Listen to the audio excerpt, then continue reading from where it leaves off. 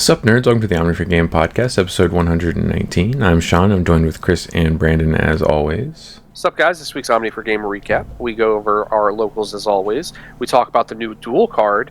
Then we go over the weekly reveals and your guys' comment questions. If you like this, make sure you like, comment, subscribe, and we'll catch you in the next episode. Alright, alright, first topic, a locals recap. I don't think I'm going first, I could be wrong, let me check. No, it's not. I am.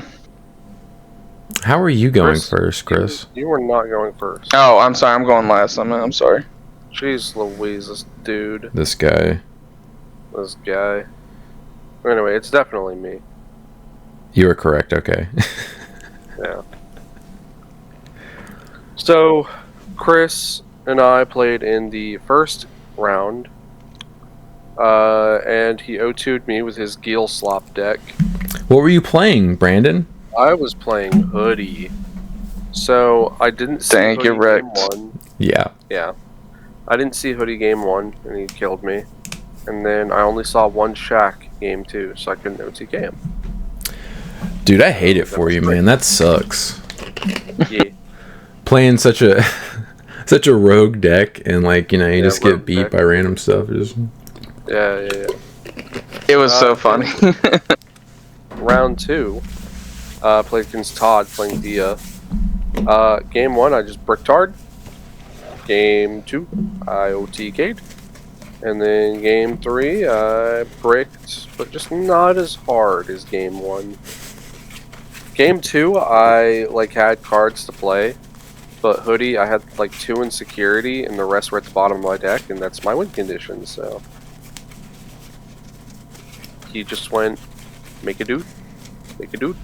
Make a dude, make a dude, swing, because I saw the Russian irritable, and I was like, yeah, you got it. Then the tournament was over, because a certain someone lost their down pair. Yeah, we had a pair down loss. I will go next. $5 deck beat like a $300 deck. I don't think it's that much a base rarity, but you could be right. I did, just throwing out numbers. I mean, when Hadesmon beats Jupiter, it's just kind of like... Yeah, spoilers. When else are we going to talk about that? I mean... Spoilers. None of us in the room played that game. We were just witness. Okay. I mean, I played against Hades. So, I played Masty. Round 1, played against Dante playing Hadesmon, which is, you know, the Atmon deck of the week. So obviously Dante's going to build it and see how it works. X. Unfortunately for him, purple aligns very poorly into Mastamon. Both because they don't get their own deletions basically ever, and also their removal effects do not align with Mastamon, because I like Scapegoat and also just the partition and stuff.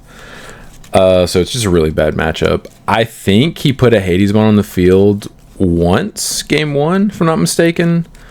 It promptly was put into his security, and the game was over. And then game 2, it was more of the same, except for I don't even know if he put a Hades on the field.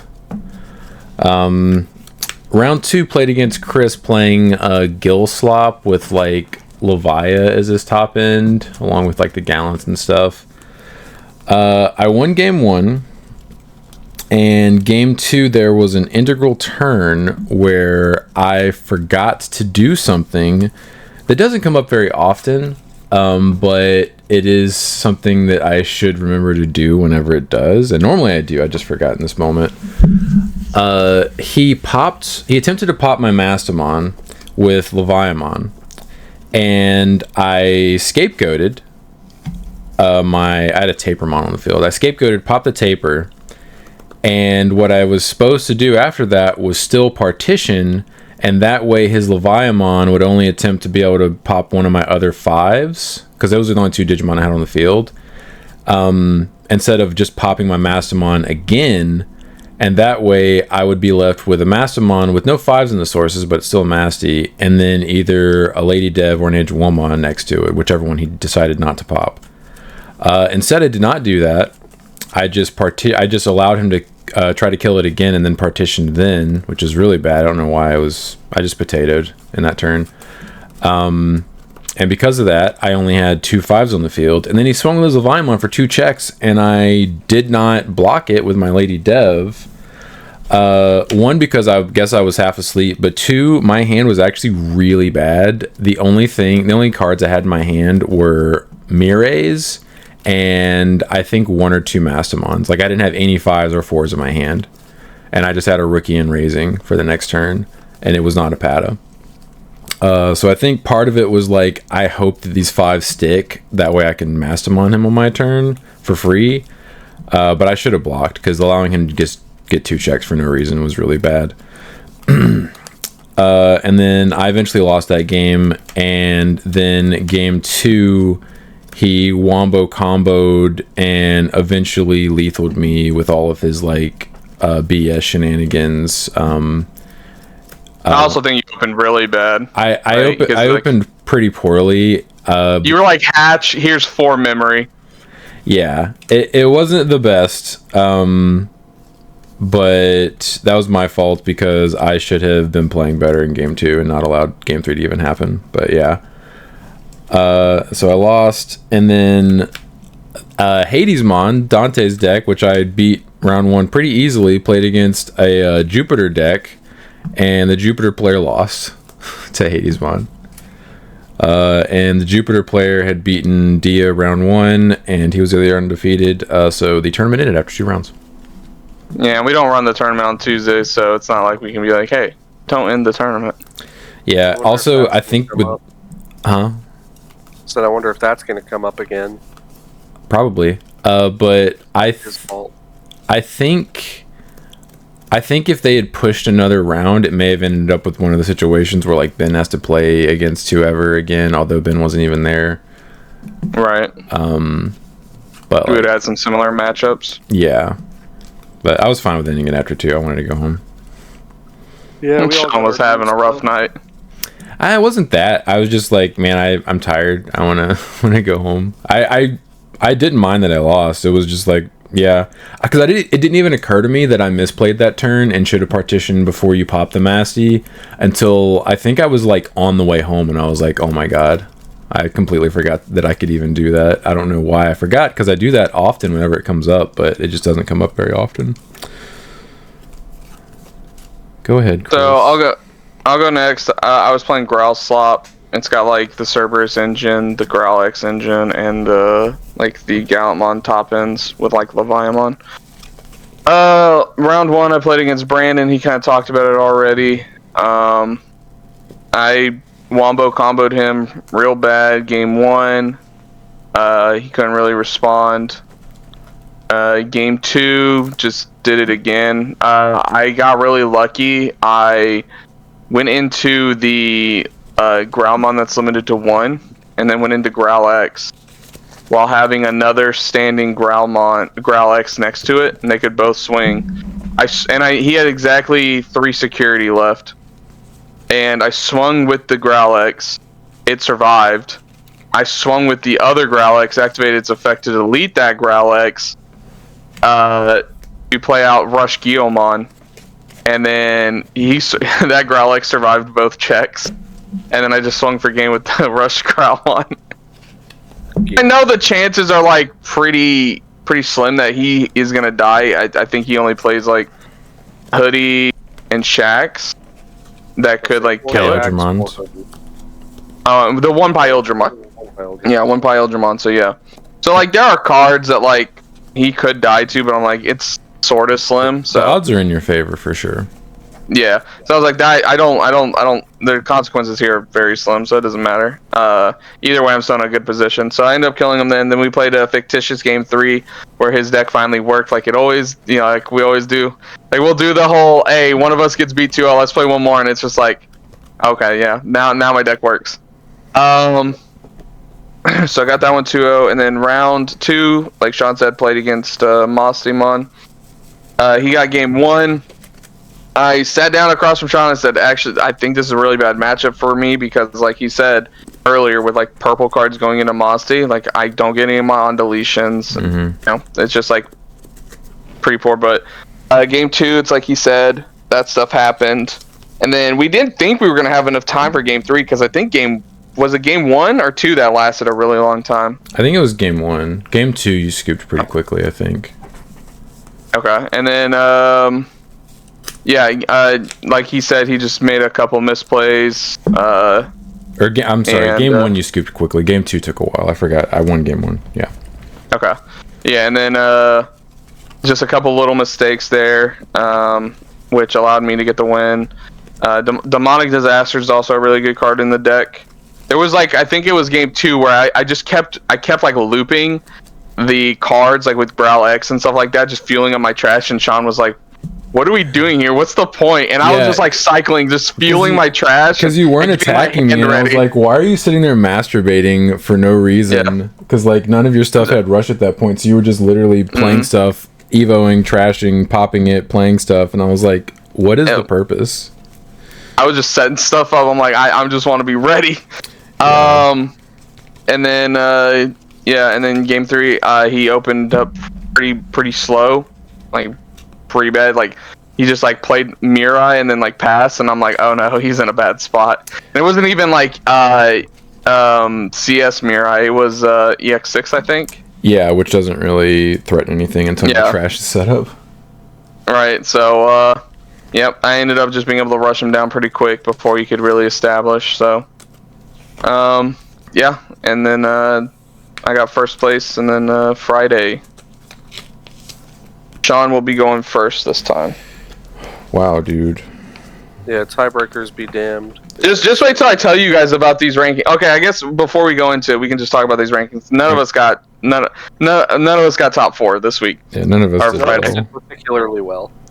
Todd, who got first place playing Dia, which can be it can be like a pretty scary deck right now.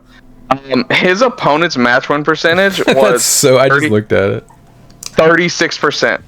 Will's opponent match win percentage, who's got second, was 37%. Yep. Dante's is 44, and Rashid, I don't know who played against Rashid, but shame on you, 44%. Oh. You go to me and Brandon, who got 5th and 6th, our opponent's match win percentage is 70%.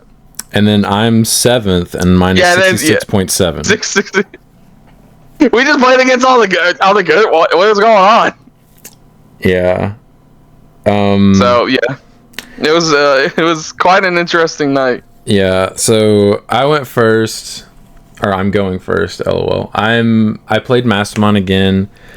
Unfortunately, Ben has not built any of his new decks yet for the new format, so he brought Masty, and we got paired round 1, and I was like, this kind of sucks, because like this is really dependent on the die roll and who just draws better, because we both know the matchup and we both know what to do in most situations, so like it's literally just, are you going to draw better than me? If you do, then cool, you got it. Just show me your opening hand, we'll see who wins. But it was funny because I was like, oh, the losers bracket's getting bullied no matter who wins this, because like there's going to be a Masty in the winner and losers bracket. So I win the die roll, which I don't want to do, and Ben laughs because we both know that lowers your win percentage pretty significantly in the mirror. And my first hand, I'm like, this is pretty mediocre, and I need a high roll hand in order to win going first. So I was like, I'll mulligan. I mulliganed into Pata TK, which is about as good as an opening as I can get. And I also had a CS Masty in my hand. So it was Pata TK, CS Masty, and some other cards. And I was like, okay, I can take this. I evoed Pata, played TK, looked at my security. 4 level 4s were in security. I grabbed the only card that wasn't a level 4, and I was like, this Pata's about to pop off no matter what. Like, he's never going to be able to get all these out of here, even if I don't promote on the next turn. On my next turn, I did actually promote because I had enough memory to where if I'd... No. I promoted because he was threatening to promote on his turn, and if he had CS Massey, it would have locked me out of the game. So I was forced to promote, I did have starter deck Gato and EX6 Gato in there, but I did not have any of my level 5s in my hand, so I evoed into the EX6 Gato, and thankfully it did search level 5. I evoed into that, and then just hard evoed into CS Masty just to force him to deal with it. Thankfully, he could not promote anymore because he did not have the appropriate hand to play under the CS Masty, and he kind of lost from there. Game 2, I went first again, obviously. My hand was even better. I full CS, like I DNA'd into CS Masty on my second or third turn, and he couldn't play under it. And I just won both games because I high rolled the absolute bejesus out of him, which is how you win the mirror, unfortunately. And then we played another match. Game 1, he drew better and won. Game 2, I won. It was back and forth though, but I did end up winning. And then game 3, we ended up having to cut it short because the round was finally over and pairings were up, but it was basically back and forth, and I was about to CS Masty his CS Masty again, and we had done that for like 3 consecutive turns, and I was about to like do it again to him to force him to like answer mine. So who knows who would have won that, but he may have run out of gas at that point, I'm not sure, but won that 2-0. Then played against Todd playing Dia. Unfortunately, drew mediocre hands versus him both games. In combination with, honestly, just I don't really know exactly how to play versus that deck yet. I don't have any playtesting experience versus it besides whenever Todd brings it to locals. And unfortunately, Pillowmon doesn't do enough if they don't have if they haven't evoed into level 5 in the breeding area already. Because they can just pop it with the level 5, the BT21 level 5, I think it is. Yeah.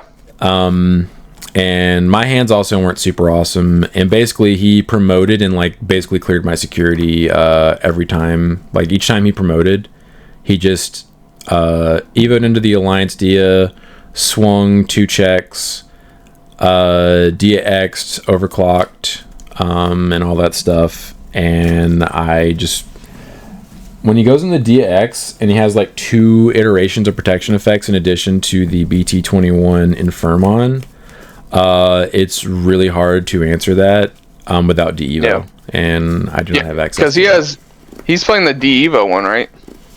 I'm sure he is, but the one that he had in his stack, which is correct, is the one that makes a new token. So like he would have Dia X, and game 1 he put out EX6 Dia next to it, and he had the Infirmary that just plays another token. Game 2 he actually played the Alliance Dia out of his stack with the Dia X when he overclocked. So unless I have a pillow on the field, when I try to get rid of any of his Dias, the Dia X protects it, and then the Infirmon makes a new token, and then I get popped by the Alliance Dia. So it's a really sticky board if you have no D-Evo, and unfortunately it's just too much for me to deal with. Maybe I'll consider drone modes or something, but I don't think that deck's going to be super popular, thankfully. I don't know. It's Dia. Dia's always been like a popular deck. I don't know how competitive it'll be. That is, but like it's always like a fan favorite deck. I agree with you, but I don't think it's actually that good into other decks. I think it might have a good a matchup into Masty potentially, if I'm not a moron. I don't know. Right. But I think it's probably going to lose to Jupiter because of neg DP. Yeah. It'll still lose to Hoodie because Shaq exists. Yeah. There's just a lot of stuff like that. Yeah, I think it's just a random. I wouldn't say it's a completely awful matchup. It's just like not an easy peasy lemon squeezy matchup for Masty. But like you said, it'll lose to like the other tier 1 decks. And then round 3, It might have better board presence than Jess and Gonku. Potentially. It's hard to say because Jess gains the immunity. Yeah. Right. I was more thinking like they could just make enough bodies to no matter what happens. Let's say Crimson Blaze you. They do play Crimson Blaze. They play multiple copies of Crimson Blaze in Jesmon. I'm just saying. I think if you do that versus a DA player, one, it's basically going to be free almost every time if they've like popped off, and two, it keeps all of their stupid stuff from happening. Yeah. Round 3 played against Dante. He was playing Gaimon this time. It actually he had to Evo into the Gaimon game 1 before I even realized he was playing Gaimon, because I just thought it was Hadesmon because they all look alike. And then he put the Gaimon on the field and started app using. I was like, oh, this is Gaimon, and he started laughing. He's like, yeah, and I was like, man, I can't. Was it the new cool art? Yeah, he's playing. That's the cool art for Gaimon. I saw that, and he's like holding like almost like a laser sword, and I'm like, yo, hold on, this is actually pretty cool. Yeah. Hold up. I actually ended up losing game 1 because I drew kind of poorly, unfortunately, and it was way too slow, and he eventually killed my stuff, and he kept de-evoing my CS Massey the entire match. He would de-evo the CS Massey, and then I'd be like, he's figured it out! Yeah, quit it. I think versus that deck, I need to put 2 CS Masseys on the field instead of trying to promo Massey as tamers, because I think it's more threatening to just have 2 CS Masseys on the field, because you can't deal with 2 of them, I don't think, in one turn. Yeah. But he ended up winning game 1. Game 2, I end up winning. And game 3, it's my fault. I lost, but I literally YOLO promoted my Patamon when I didn't need to. Because he was not threatening me. He hadn't even promoted that turn. Or that he hadn't even promoted yet. And if I had just not done that and done what I was going to do to pass turn, I just would have won the game very easily. But because I did do that, he blew up my Patamon, and I had no way to Mastamon him on my turn. Very sad. Oh, hubris. Hey, yeah. Gaia can do some can do some damage. Gaia is actually dangerous once they get it on the field, and he successfully put it on the field, I think, all 3 games, if I'm not mistaken, which is unusual whenever I play him. Dante's played it enough. He's actually doing well with it now. Well, I mean, he says apparently he bricks most of the time when he plays me, which that's what it looks like. So like I mean that makes sense, because I was always like, damn, dude, how do you win with this? Because like nothing's happening. But it was funny watching. It was funny watching Rashid play against it, because he was just like, I don't understand app fusion. Is it like DNA? And I'm like, no, not really. No. It's definitely not. I was like, it's a very fair version. It's not a new Digimon. It doesn't gain rush. Blah blah blah. But like he kept using that blue, because he's playing Sakuya. He kept using the blue high speed to like stun it, and he's like, that can't suspend. And Dante's like, this game would have been over forever ago if I could just attack with this. Yeah. That reminds me, I think it was game 1 when he was Wombo Combo, and he swung and started triggering all of his delays and tamers to app fuse on the swing. And I was like, oh, this is the benefit to it not being a new Digimon, is like the attack's not going to fizzle while you're doing all this. So like you're actually going to get the check in addition to being a bigger Digimon. And he laughed when I said that. But yeah, I lost to Gaimon, unfortunately, but it was my own fault. I was just being kind of silly. I was like, I promoted because I was like, if there's a 4 in there, the game's over immediately. But if there's not, I didn't think about if there's not, and if there's not, the game's also over immediately, except for I lose that situation. Yeah, ended up going 1, 2, and coming in 7th. So obviously I'll go next, as we've already stated. So my round 1, I played against Will, playing Jupiter, and this week I decided to play Omni for one last week, because obviously I'll be moving on to some of the Time Stranger decks next week. So I was like, I'll give him a good 1 round. Yeah, nope. It did exactly what it does. Game 1, Game 1, I never saw Agumon. 2 were in security. The other 2 were at the bottom of my deck holding hands. Wonder if I've heard that before. Game 2, I was able to full OTK combo. Just did my thing. Didn't care what he was doing. Just killed him. Like, all 3 games, had I seen the one piece I was missing, I just kill him. That's just the tale as old as time is with me. Oh, well, actually, Game 3, never mind. Game 3 was never going my way. I mulliganed into a hand with Gabumon and 4 copies of Matt and Tai. Nice. I then evoed my Gabumon in the raising and drew another Matentai. Because, I play the EX and the BT17. Yeah. So I literally was just holding a hand of just Tamers, and I went, I have lost this game. And then I lost that game. Shocker. Alright. Sorry.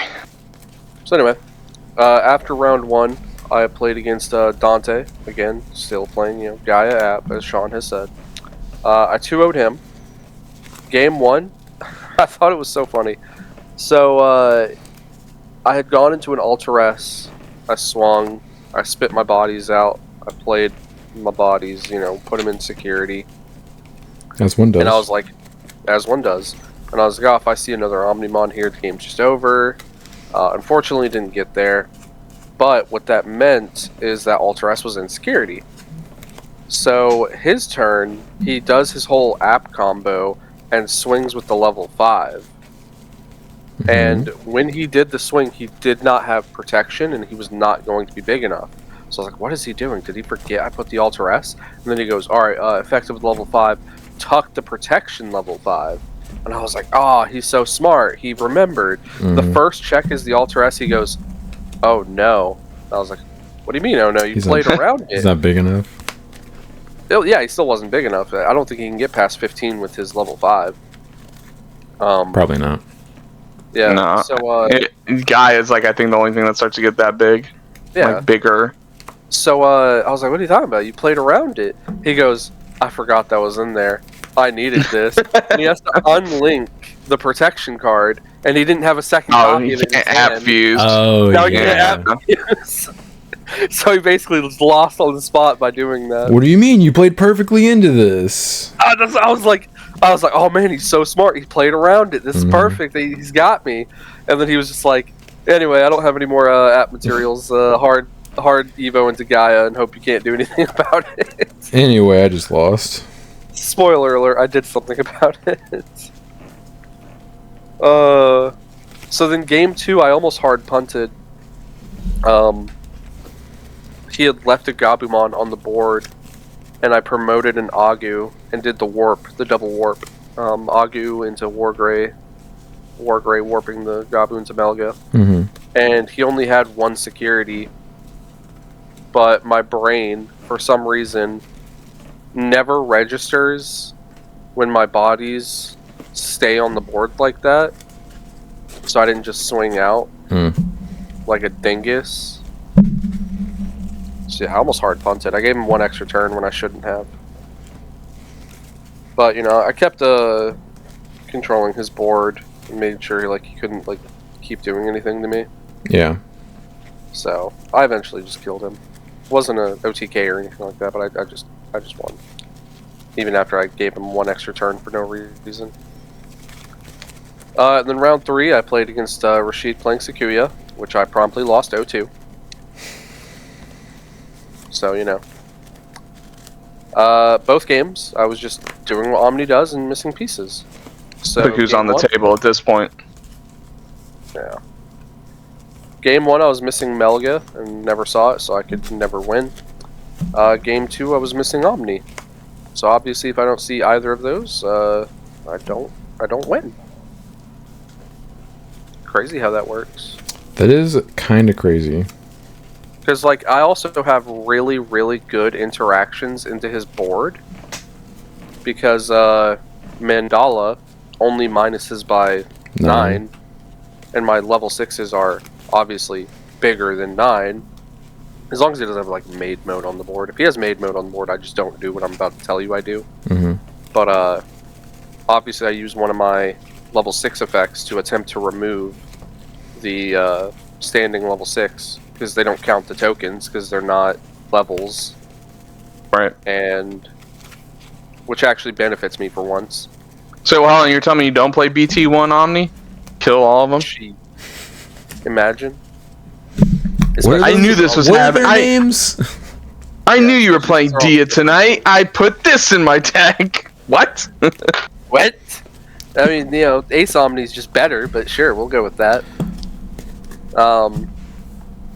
But yeah, because then you could just burn the mandala effect and then go into your Omni and then remove the entire board. But, you know, if you can't do that, you just die. And that's what happened. So, yep. 0-2. Had a bad week. I won 1 match out of the 5 I played. It didn't go well for any of us. Yeah.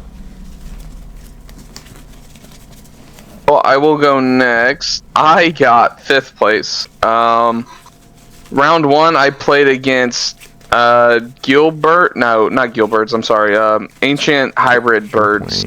Oh, yeah. Yeah, and I'm playing Growlslop still. Still collecting all the new cards for the 2 or 3 decks I'll try out this set. Which I do have all of them now. So, I knew he was playing Birds. This is a new player to our locals, Matt. Mm-hmm. Or if you're Sean, Logan. I wasn't listening when he said his name. I heard Logan for some reason. I knew right away it was Burbs because I sat down, I set my mat out, and I look across from me. He's got a Sora playmat. He's got a Biomon memory token. Is it Garuda? I thought it was Bio. The token is the Bio. Yep. He's got the dice are surprisingly not Bio or Sora related. They were just like blue dice. Unless I'm wrong. They could have been. I don't know. They probably were, knowing everything. He had the old school Digimon card of Sora on his deck box. And I said, so if this guy's not playing Birds, he's a fake fan. Yeah, it was also a custom deck box with one of these, and it was Garuda. If you saw the flap, it was like Garuda. So yeah, so all of that highly indicated that it was Birds. Yeah. So we started playing the game. He starts doing his shenanigans, and then he goes into Burning Greymon. I said, wait a minute. I wasn't too worried about Birds, but the ancient stuff can chunk me for a bunch of damage. And he goes swing, go into a Goonie, swing, go into Ancient Greymon. I'm like, what? Wait. No, stop. And he's like, a bunch of checks, and I'm like, oh no. Please stop. Yeah, so, and then I was literally, both games, I ended up winning 2-0. Both games, I'm like, if I don't win this turn, I think I just lose. And I just started drawing into all the cards I needed to see. I'm talking like I Digivolved into Cerberus. No, I Digivolved into like Growlmon, filled my 2 cards. I had drawn into Cerberusmon. I purple scrambled into Cerberus. Drew for the Evo, and then drew the Cerberus X off the Evo. I Digivolved into Cerberus X, and then I just started going from there. I ended up killing him that turn. And that was pretty much both games. Game 1 was a little bit more competitive because he was actually able to set up some stuff. Game 2, it took him a little bit longer, it seemed like, to find pieces and actually play them out and do stuff. Actually get online. So, yeah. Both games, he was like in a position to potentially win the next turn if I don't like answer his, or like kill him or answer his stuff like right away. So I ended up getting that one 2-0. I'm pretty sure his deck was completely max rarity, except for like one card that doesn't have an alt art. Is it the Tama? I mean, because I remember you could still be max rarity, or do you mean hollow? Yeah, well, like it just doesn't have like an alternate art. You know what I mean? His Garuda Aces weren't crest. Just want to say that. Oh, okay. So they weren't okay, so it's not max rarity, but it was like high rarity. Yeah, it was all. Yeah. It was blinged out to the 9s. Yes. And then round 2, I played against Will, who was playing Jupiter. Now I have seen this deck played, but it's also a different thing. Like actually sitting across and playing it. I was reading his cards as we were kind of going, just to make sure. About this, man. Yeah. Funny thing is, Josh got paired up against Ben. Josh is playing Digipolice. As soon as he saw the pairing against Ben, he said, "No, thank you," and scooped immediately. He said, "I'm not." Which turns out to be. He knows. Yeah. Yeah, he's familiar. which turns out to be his only win of the night, or Ben's only win of the night. Which is kind of funny. Yeah. So that was funny. So they all decided to watch mine and Will's match. Now, the deck can be a little annoying. I hate having to give them as much memory as I am to just not trigger their stupid effects. Yeah. Which is like, it's so pointless. It's just like, here's 5 memory. Go ahead and do whatever you want. I give you anything. I choke you to 1. You're like, oh, I'm getting all my effects anyways. And it's just like, especially once they have a couple of the tamers out, they all are like, here, I'm still gonna gain a memory. So it's like really 6, 7 memory, and I'm like, this is dumb. Like we couldn't find a different way to try and like counter this deck. Whatever. Jupitermon. Actually, I think the problem that was really the card that was giving me a really hard time was actually Minervamon. The Jupitermon's whatever. Like that actually helps me in game 1 because I like swing at his security. Some shenanigans happen. He digivolves and draws, which I then like look at his deck and like fold it out. It's 2 cards exactly. And I digivolve into the Groundmon and mill his last 2 cards out, and that's how I won game 1. I also had 0 cards in deck, but I also had a purple scramble. But if I don't do that to him, I'm pretty sure he just kills me on the following turn, just based on like what my security is at and what his field is looking like. But then Minervamon was definitely giving me the most trouble, giving all of his stuff reboot and blocker. Because I just outside like the Gallants, I don't have like easy ways to answer a lot of his board. Game 2, he actually ended up like... No, I'm sorry. He won game 1. I decked him out game 2, because game 2 is the one that took the longest. And then we went into a game 3, and we had like 2 minutes, and Will was like, I might be able to kill you. And I was like, if any of us can kill anyone, I'm pretty sure maybe I can kill you faster than you can kill me. So I was like, all right, we'll play it out. And that one ended up taking a while, especially once we had turns. I think if I would have added one of the Gallants back out of the trash earlier in the game, I could have won. It also didn't help because I forgot to mention this. In my deck list, I would be playing 2 promo Gallants and 1 BT13 Gallant. But I had forgotten to ask Sean Tuesday to borrow his promo Gallant. So I was running 1 promo Gallant and then 2 BT13 Gallants, which actually came up in our matchup. That actually worked for me. Yeah, you won our matchup because you had 2 BT13s, because that's how you killed me game 3, I think.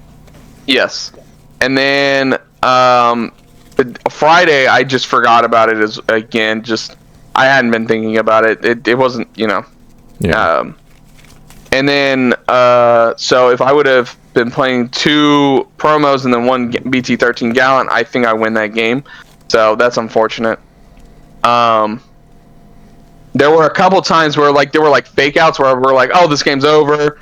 Everyone, we had thought I won it. I activated Demonic Disaster. Thankfully, Nante was there. Thinking I could restand my Gallant, but it could only restand purple cards. So I couldn't do that, actually. Ended up not being able to finish off Will, and we ended up tying in a very long match that was probably over an hour. Maybe. And because they drew, the tournament should have ended. Yes. But I have been informed you do not have to end it. So first time I've ever had to do that, I just created new pairings. The first time I created the pairings, though, it was like, anyway, here's 2 matchups where people have already played against each other. And I was like, okay, great. That's not what we want. Yeah. Discard pairings, new pairings. Okay, here's some down pairs instead. Thank you. Should have started with that. Should have led with that. So that's how we ended up getting 3 rounds. God, dude, that system is so stupid. It prioritized repairs instead of down pairs. This is so and then round 3, I get paired with Todd, who is the current undefeated player, playing Dia. he won game 1. He just saw. I also helped him. I checked like a rod out of security. That was unfortunate. I also saw a really poor stack. Like I'm talking like Keel X into Growl X, and I'm like, and this is my mulligan hand, so I'm like, oh. And then into Cerberus X, like not even Cerberus, so it's like a really bad stack. He also went first and like had to Evo into like Kara X, passing me to 1, which is the downside of that deck now, is that Kara X can not Digivolve for 0 on top of Sunamon, so, which I guess is a way they try and balance it. I guess. Yeah, I think it's weird, but whatever. And then I win game 2, which he scooped pretty early because I guess his hand was pretty poor, and I actually started like being able to play the deck and play my deck, and I was like rushing him down pretty quick. He might have scooped a little premature because I didn't have a weight. He was at like 3 security, and I had like one Cerberus X stand on my field suspended, and then like a Digimon coming out of raising. And I was like, I don't have a way to lethal you unless I draw into like Demonic or something like that, and like both my Digimon survive. But he must have been like, I've seen, because he has watched this deck like play like a Tuesday, and he watched it earlier in the night, and he must have just been like, nah, he kills me from here. So I was like, hey, that's fine by me. And then game 3, I saw another pretty suboptimal start, and he was just moving. I'm talking, he went to Karamon, Kara X. He saw the good Kurisarimon, and he was like, here's a Rada, and I'm like, oh no. Yeah. No, it's also really, really good when you can promote Karamon, go into Kara X, play out the token, Digivolve into Kurisari, and then like scramble into the Inframon, and Inframon blows up that token to go right into that, and I'm like, this is really, really good. Yeah. And he saw like the optimal of optimal hands. He like went into EX6 Dia, Digivolved into Dia X, and just popped that sucker right back out. And I'm like, oh man, I can't get through it. My Growlmons have to either build in the raising or I have to promote and be like, Growlmon, pop one of your tokens. So. Ooh. Yeah, it was. Yeah, he went real wide, and I'm like, this is scary. So, ended up in 5th place at 1-1-1. It was quite the night for all of us. It was. It was an unfortunate Yeah, sitting there watching evening. Chris punt lethal was pretty funny. I think I punted it. Yeah, because if you would have remembered how the demonic disaster worked, you had a play line you probably could have. Oh yeah. Now, in your defense, you had a. It's a really old card. Yeah. You had a play line you were winning, and then the ice archery came out and said, "And oh yeah, that ice archery also didn't help at all." Oh yeah, like stunned. Is that called ice archery? It's the blue. No, it's whatever it's called. Title stream, I think. Yeah. That came. I forgot I hit that. No. Yeah, because you had a rush level 3 that could have won again. Yeah. I forgot about that. Yeah, that also didn't help. Or something. Yeah, get good, dude. It did. Yeah. Have you tried not sucking? Crazy thought. I did. Yeah. Did you? Did you though? I mean, I did whoop Brandon 2 weeks in a row. Got him. He's got me. Yeah. He's got to have. He's got to win sometimes after I slaughter him for the last 7 months. 7 months. It's hilarious when Brandon's like, "Do you even know how to play your deck?" And I looked at him, I was like, I played it well enough to beat you. Got him. That's 'cause my deck didn't show up. I can't help that. I mean, you should be able to. My deck took a day off. Twice. All right. So we have dual cards to discuss. Basically everything LT talked about, who cares? They didn't bring up Elysian, which I was disappointed in. Yeah, when are we gonna get an update on it? Yeah, who knows, dude. some sort of update, please. Anything like the version that we But, tested, they literally could have just been like, "Here you guys go. You can have this." Yeah. Like it was a ready to go game. That like obviously there weren't any glitches with it. It just was a little unpolished, but Yeah. The only thing I can think of is maybe they're gonna like shadow drop it at like Digicon this year, but who knows? you mean Nats? That's like speculation. You mean Nats in What? like 3 weeks? Oh, that too. Yeah, they could just shadow drop it at Nats. That'd be pretty cool. It'd be nice if we got it because I think it would bring in a massive influx of new players. It would be so awesome. It would. But anyways, the cool thing they talked about obviously were the dual cards. So this is the only one dual card. Yeah, this is the one they showed us. We didn't see any others, but this tells us basically how they're all going to work. I do want to preface this by saying this card sucks for shine, and if you think differently, you're wrong. The only thing I can see is maybe with the starter deck, it's actually a Data Squad deck. It is a data. This is a card for Data Squad 100%. This is not a good card for this shine. will fit into that. Yes, I agree. It will probably be a decent card for that archetype, maybe, if that archetype's any good. Well, I mean, look at the Ace War Greymon from Adventure. Yeah, like, blue. It was a bad War Adventure? I thought you were talking about the other one. The Greymon. OG No, it was a Ace. bad, Yeah, bad War Greymon, but it was okay in Adventure. Yeah, it did what it needed to do in Melga Adventure. was better. Yeah. Yeah, Melga was just better, unfortunately, but you know. Yeah, speaking of those, obviously the first wave of these is going to be pretty poor because they don't want to just like drop like the most broken stuff possible at first. It's like the original they're at least Ace. Gonna wait until they're at least going to wait until a purple archetype, and then. Probably. Well, which was the first Ace where we were really like, look. So the first Mega two Aces we had were probably. Ace and Melga, or not Wargray and Melga. And Those are bad. Well, Melga was okay because it could still turn on you potentially, but the Ace War Greymon was just like, why would you play this? And the Melga was better offensively because you could Evo into it and keep turn. Yeah, that is true too. Yeah, it was just basically a free Evo, but you could also use it defensively to steal turn, but like, it wasn't, they didn't actually Zero have any protection. removal. Yeah. Yeah. Zudomon was okay. Yeah, then we got the 5s in BT14. Those were decent. And then we got better ones in BT15. I think the Gargo, I think, was the best one we had. Yeah, the Gargo was the Mega Gargo in the advanced deck. That one was pretty solid. Not having an on play was bad, but other than It that, was still super good. yeah. But obviously, like, as we get more of these, they'll become better and better. This is just like them testing stuff. But let's go over the effect. It evos for 4 on top of red or yellow, or it evos for 3 on top of Rise Greymon and name, or Data Squad and trait on level 5s. Has I do like how they are making sure it evos on Rise X. That is good. Yes, it would be upsetting if they didn't. It would be worse. As Raid Piercing and Sec +1, it has 12,000 DP.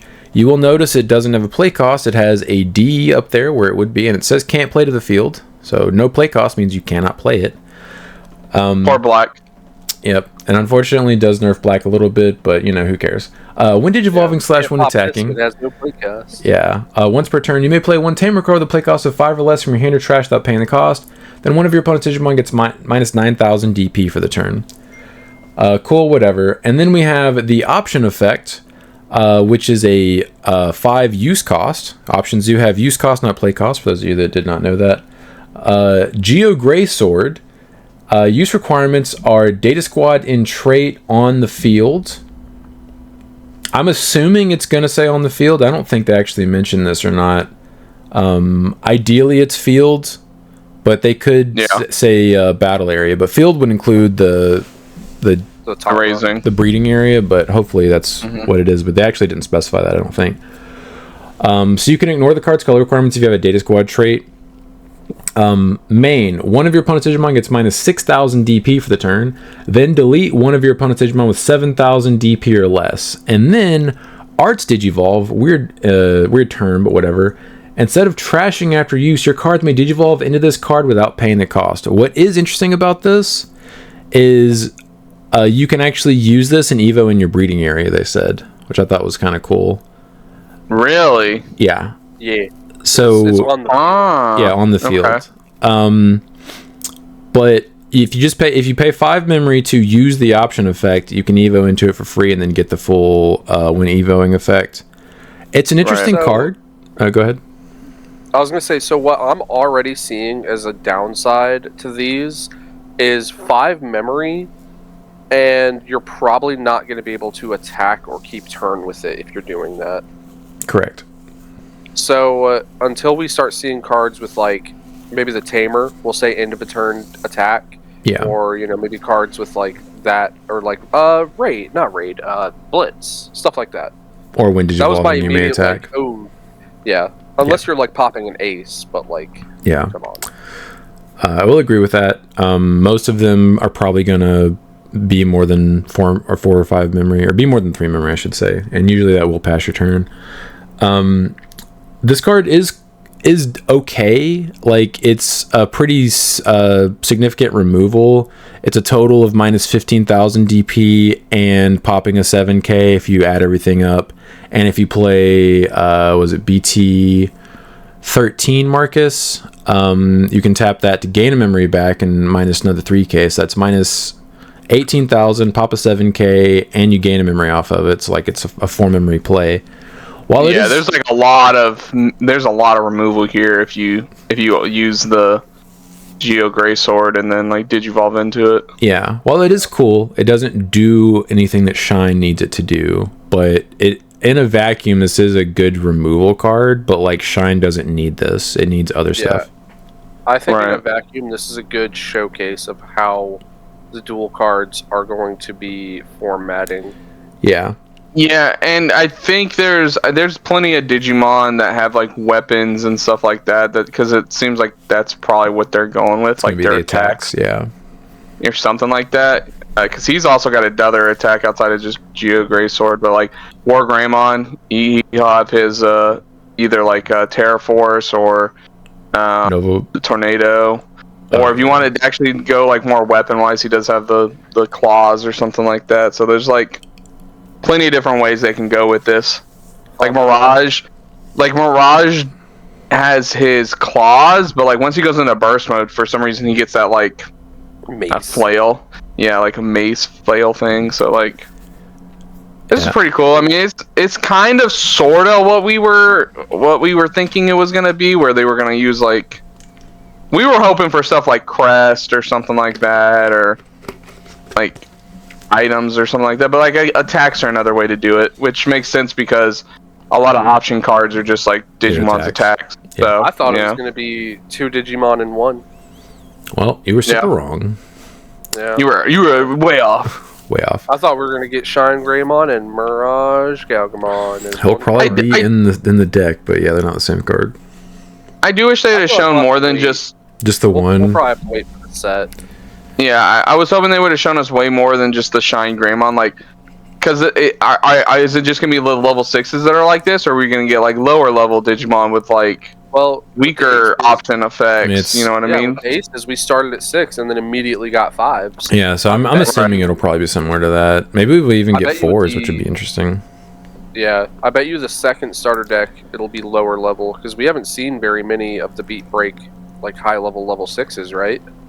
Yeah, that's another thing I'm like wondering about, because they didn't show any of the Beat Break cards. Because in the anime right now, we're only on like episode 15, and he just barely Digivolved into a champion. So like, we gonna spoil the rest of their Evo lines? Because they're all only at champions except for the leader of the group. He's at an ultimate. I mean, Beat Break doesn't come out until like the summer, doesn't it? The set. Oh, possible. Okay, so if that's the case, then yeah, we might be getting it to, he might finally get to his mega, because I think I read somewhere it's like 70-something episodes.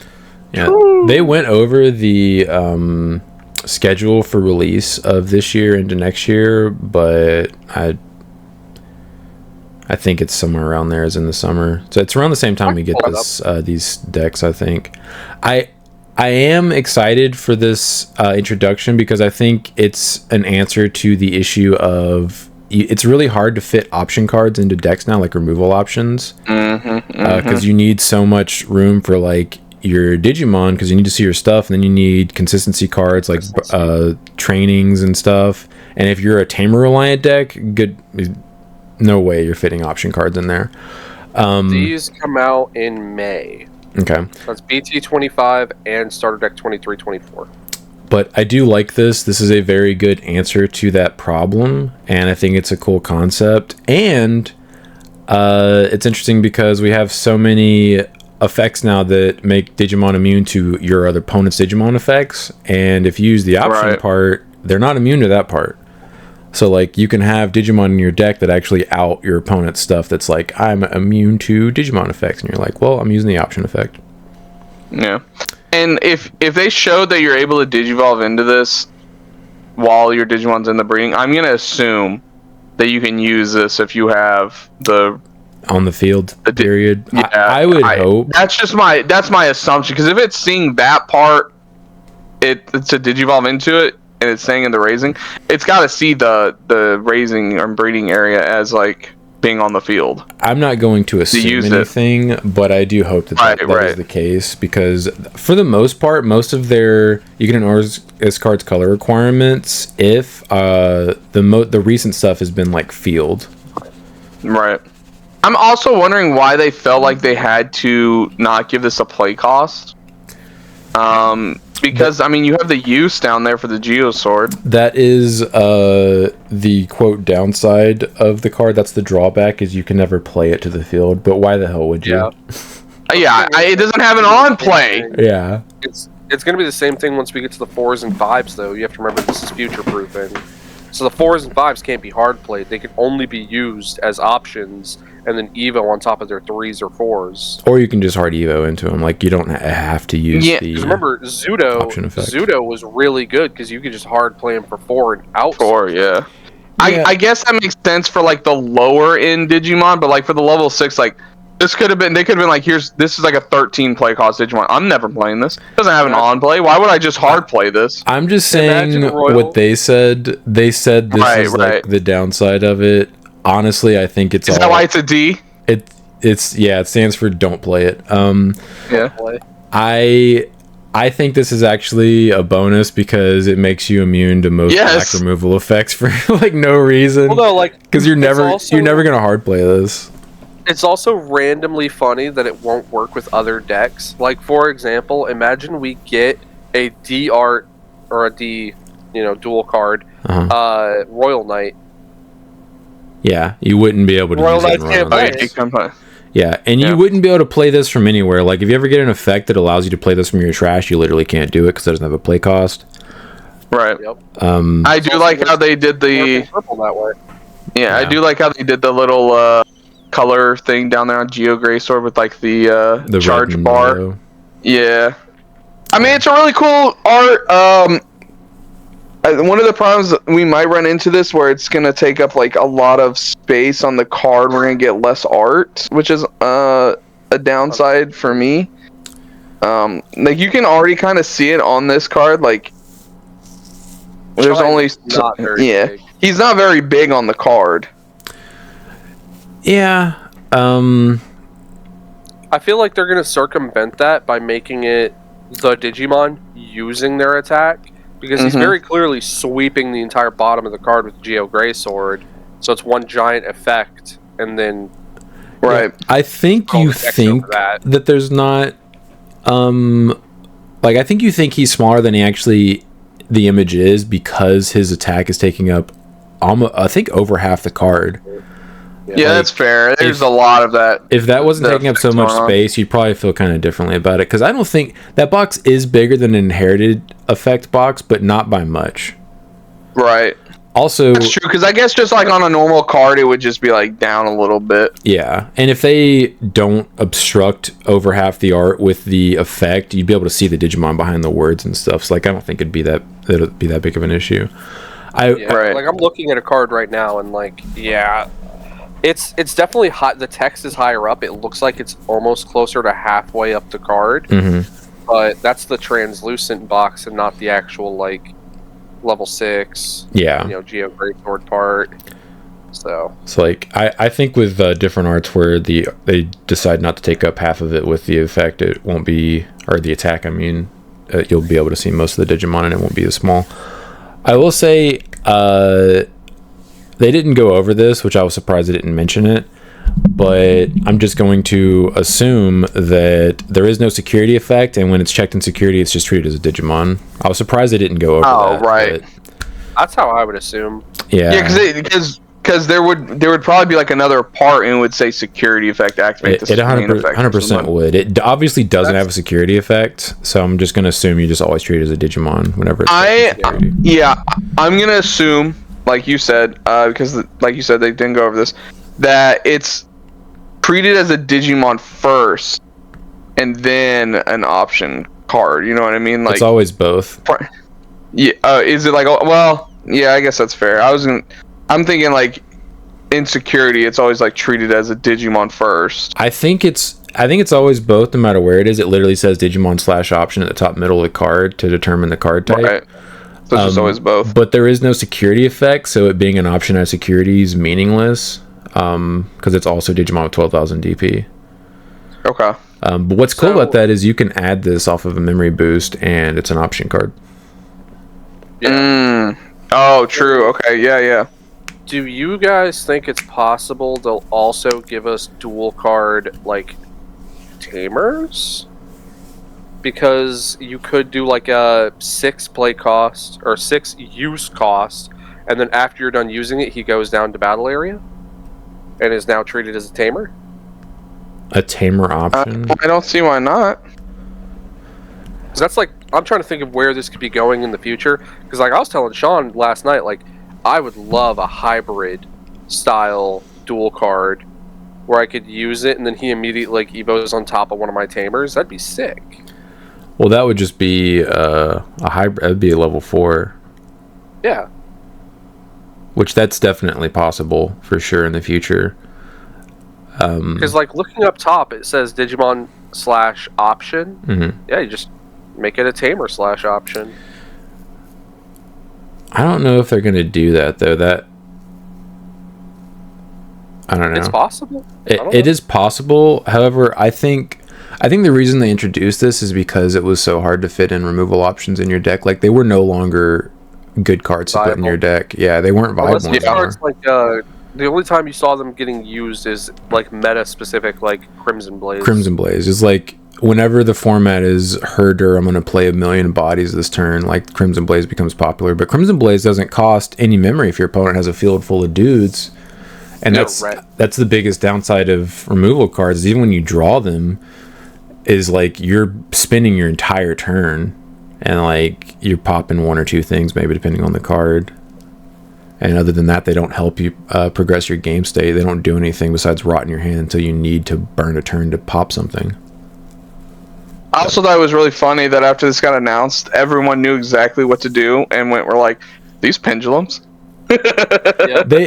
They are pendulums in the most basic of senses because pendulums are, of course, Digimon and spells at the same time. This is Digimon and our version of spells, which is an option. However, that's where it stops because pendulums were turbo broken and they were the worst design choice that Konami ever made for the game. They ruined the entire game. They had to create a master rule just to fix that issue, and they created another master rule to fix the issue that master rule created. And we have link cards now, and linking and all that stupid stuff was a thing because of that. So I think pendulums were like literally the biggest mistake Konami ever made. Yeah, but that has nothing to do with these cards. These cards are not like those pendulums. Yeah, that's funny. Yeah, but this card is not good for Shine deck. It will most likely just be played in Data Squad, and that is it. No matter what Ben and Robbie say. Ben and Robbie were both... I was getting messaged by Robbie while Ben was talking to me at Locals, and they were both like, it's a good card. And I'm like, it's literally not. Neither one of you have ever played Shine in your lives. You have never even put the deck together. Your opinion is invalid. I guarantee this is not a good card for Shine Greymon. It doesn't do anything you need it to do. We already had a Shine that played Tamers. Guess how much play it sees? Absolutely 0. So, yeah, you do not play this. But Sean, What? this lets you go into burst mode for free. No, it doesn't. Yeah, because it plays the tamer. Then you bounce the tamer and go into burst mode. There's a reason why we don't play the Shine that plays Tamers, because the rest of our deck plays the Tamers. We don't need our Mega to play more Tamers. Our 4s and 5s play as many Tamers as we need. The 6 needs to do something else besides play Tamers. No, but see, he also minuses 9,000. So Yeah, he does do that. else. Do you know what He other also card? has raid and piercing and security check +1. He has all these keywords. Yeah, the most recent Shine that we got before this was revealed is a much better version of this for Shine. He has raid. But he doesn't have an option card effect. He doesn't, but he suspends your Tamers for you, which is nice. He gains security attack +1. He has raid already. Let's see what else. He pops a 9k. And I'd argue minusing 9 is better. it is. However, suspending your Tamer instead of playing a new one is better for Shine. Yeah. Anyone that thinks this is a good card for Shine is just wrong. Sorry. I think you are dumb and wrong. I think you're more dumb and wrong. I don't know what to tell you. New card, therefore better. I just hope it's good for Data Squad. I'm sure it will be. If that deck's any good, you'll probably play this because it plays your Tamers, and it's probably going to be a Tamer reliant deck. Yeah. But yeah, it's not going to be played in Shine. People might cope and just put it in as like a one of or something, just to like have answers to random Digimon immunity, but I still wouldn't do that.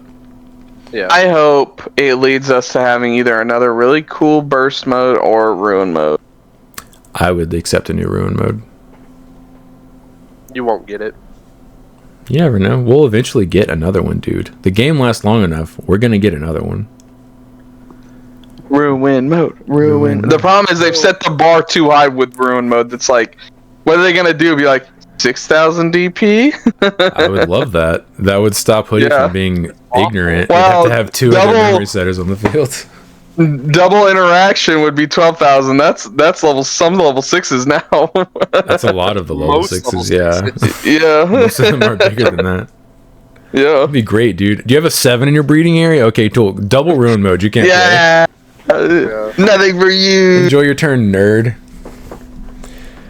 Yeah. But yeah, we know for a fact the next set is going to be Data Squad, Time Stranger, and I think they said Beat Break, or no, maybe not. I thought you looked this up.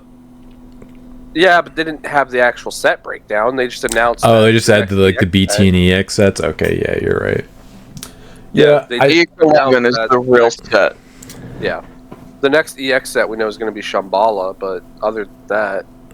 Oh, and just for anyone wondering, we will be doing the sub review next week instead of this week because we always do it with uninformed thoughts. So we're like, hey, after about 2 weeks of playing with the set, we'll have some informed thoughts. So yeah, we'll have potentially information-based opinions on it. We'll see.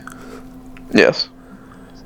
Yeah. Correct. I'm excited for the implications of these cards. However, this card ain't it. I'm looking forward to seeing what more of them look like. What if they swap it and they give us option cards that are Digimon cards? That is what they did. No, the other way, where it's like a training card with like a delay, and then like the delay could be like, hey, it becomes a Digimon.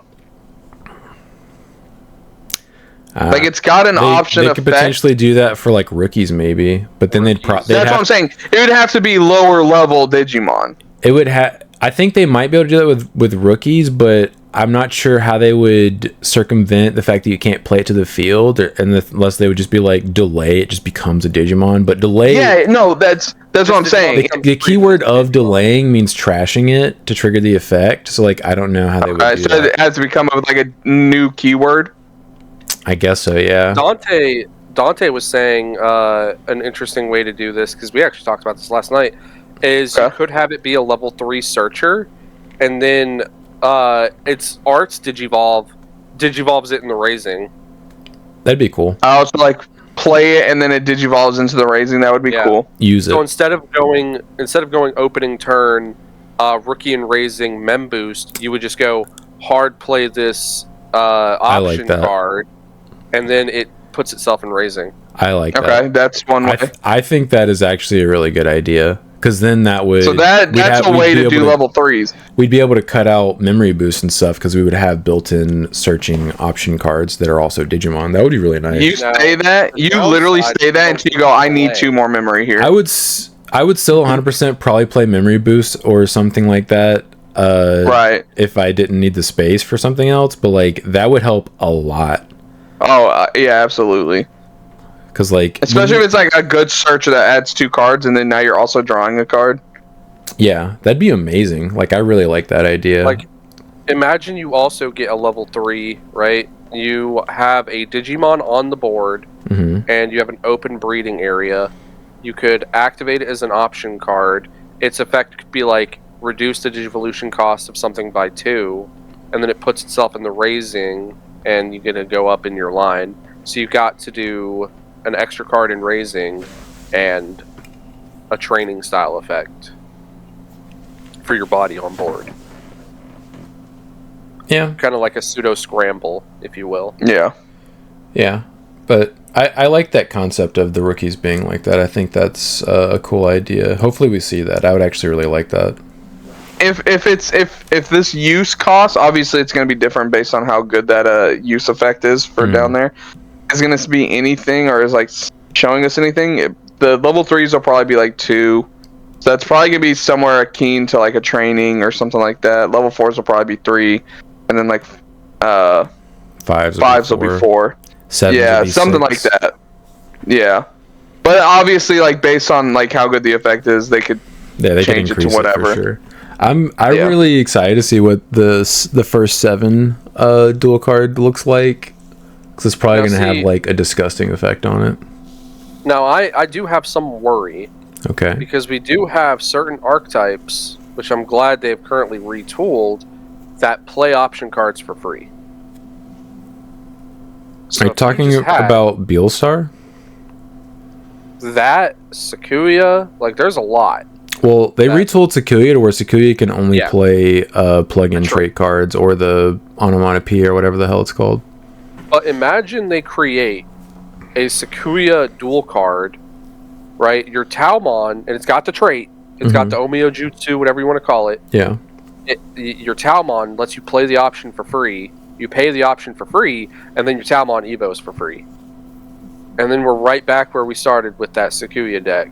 Just being able to just Evo up into their lines for free. I don't think that'd be a major issue. I think they're smart enough now to not allow that to happen, because they literally just had to ban him or like 5 cards out of Sakuya because of that. They printed Anubismon. I'm just saying. They did, and we know that entire year was a mistake, but also most of that set was a mistake. But like that whole year was just like, let's just see how far we can take power creep. And then the EX7 came out and they were like, all right, just kidding, dude, this entire set sucks. Yeah, take it down a notch. Yeah, let's bring it back. Let's bring it back. Had good secret rares, right? The EX7 was no medieval and no. You're thinking EX8. EX8 was the following year. EX7 came out. Had that stupid Liberator option as a secret rare. Yeah, it was that and like the Beelstar X or Beelstar Ace, whichever one was the secret. It was the Liberator set. Yeah, that's the reason Hexplow is expensive. Because no one opened that set. Yeah. It's because that set blew. That's why any card that's playable in that set is expensive, because no one opened it. Yep. But yeah, I'm excited for these. I'm looking forward to seeing like other cards that potentially go into decks that already exist, because obviously it's just going to be a Data Squad card. Yeah. Argue with me in the comments if you like, but you're wrong. Yeah. Sean, if you had to speculate, right, if you had to custom design a dual card for War Greymon to finally make it good, it needs way more than that. There's no one card that, no matter what it did, it wouldn't be enough. You get a whole new line. I'm not going to sit here and brainstorm how to make War Greymon good. It needs like what would the level 6 need? It would have to be half purple. It would have to have it would have to have progress for one. That's the first thing I thought of. It would have to have removal effect built into it. It would have to be, you know what they would need to do? it wouldn't have to be War Greymon itself. It would be like with Galamon, they would need a War Greymon X that has that kind of protection and good keywords. Yeah, they would need the entire line to have. I mean, memory gain would be ideal because that's one of the reasons why the Gallant deck is playable. It'd have to have built-in removal, like basically at every level. Good searching rookies, and I think the Mega would have to have some kind of immunity. I think Progress would be the most fair. And it would kind of align with some of the cards we've had in the past, like the BT1 War Greymon. But I don't know if they're willing to give Progress to anything outside of Medusa for now. We'll eventually get it, but I don't know how long that'll take. I'm saying War Greymon's already in the Medusa deck, so it's just, hey, now just give it to your not Medusa deck cousin over there. But notice they did not. Dying of thirst for 20 years. They gave that War Greymon like 3 or 4 keywords, none of which were Progress because they knew. They were like, let's not get that. But yeah, the War Greymon needs... You can't have anything else. Yeah, War Greymon would need like 2 very deliberate, like hoodie level waves of support. Like where the entire set is dedicated to it in order for it to be tier 1. Just War Greymon. Yeah, I'm not kidding, dude. Like you could not build even a tier 3 version of War Greymon right now. Like, it's not doing anything. Would you accept an EX set that supported, like Season 1? The Greymon archetype as a whole. So you would get, like, Shine, you would get War, and then you'd get, like, an X line. No, they need to use their entire... They need to use all of their brain power on just one War Greymon line. Too many Greymons, and they're going to be... No. We want all of their power on the one War Greymon line. I would accept an EX set that was War Grey, Black War, and Shine. I think that'd be sick. That'd be my favorite set. I would buy multiple cases. I knew I'd get him with that one. I'd be like, yes, thank you. They finally answered every time I put in the comments. Okay. Weekly reveals. Owen Dreadnought, he's a memory setter, and then all turns when your Digimon or player Digivolve, if any of them have the Reptile or Dragonkin trait, by suspending this tamer, draw one. After one of your Digimon with Progress gets 3000 DP for the turn. This will probably replace the OG memory setting Owen Dreadnought. Yeah. This is cool. I actually misread this when it first got revealed. I read it too quickly, and I thought it just gave one of your Reptile or Dragonkin trait Digimon Progress, and I was like, yo? I was like, I can abuse this in something, and then I read it again. War Greymon! I was like, War Grey, Black War Grey, question mark? And it was like, no. No. Yeah. I mean, it's an easy suspend for your emblem. It is. That's what we're looking for now that we have emblems, is something like this where it's just easy to trigger. That's why I don't like the 3-cost one from BT24 or whatever set it came out of. Adorable design. And then we have Little Lady. This is when we all found out. Owen is 12 feet tall. Yeah, we all found out Medusamon is small girl. All I'm saying is this gives big my boyfriend asked for no pickles argument. Like this. Yeah, he's like, yeah, it did. Actually, he asked for no pickles. And he's just standing there in the back. It's like, Aura farming, man. Look at that dude. Yeah. So this Medusa is real good. Rush and Progress. When Digivolving, end of attack, not once per turn. Thank you, Bandai. You may delete one of your opponent's Digimon with as much or less DP as this Digimon. Then by returning one card from your opponent's trash to the bottom of the deck, they play one petrification token. And then all turns when Digimon would leave the battle area by deleting one token, it doesn't leave. That is not once per turn, and that does not specify petrification tokens. If you play against Dia, LOL, good luck getting this off the board. For real. This is amazing. After testing with the new Medusa stuff, having something with Rush would help immensely, and like this answers a lot. They basically took BT21 Medusa and BT24 Medusa and put them together and made a way better version. Combine them. Yeah. So this is definitely the best Medusa once we get it. I can't wait to see what the SP looks like.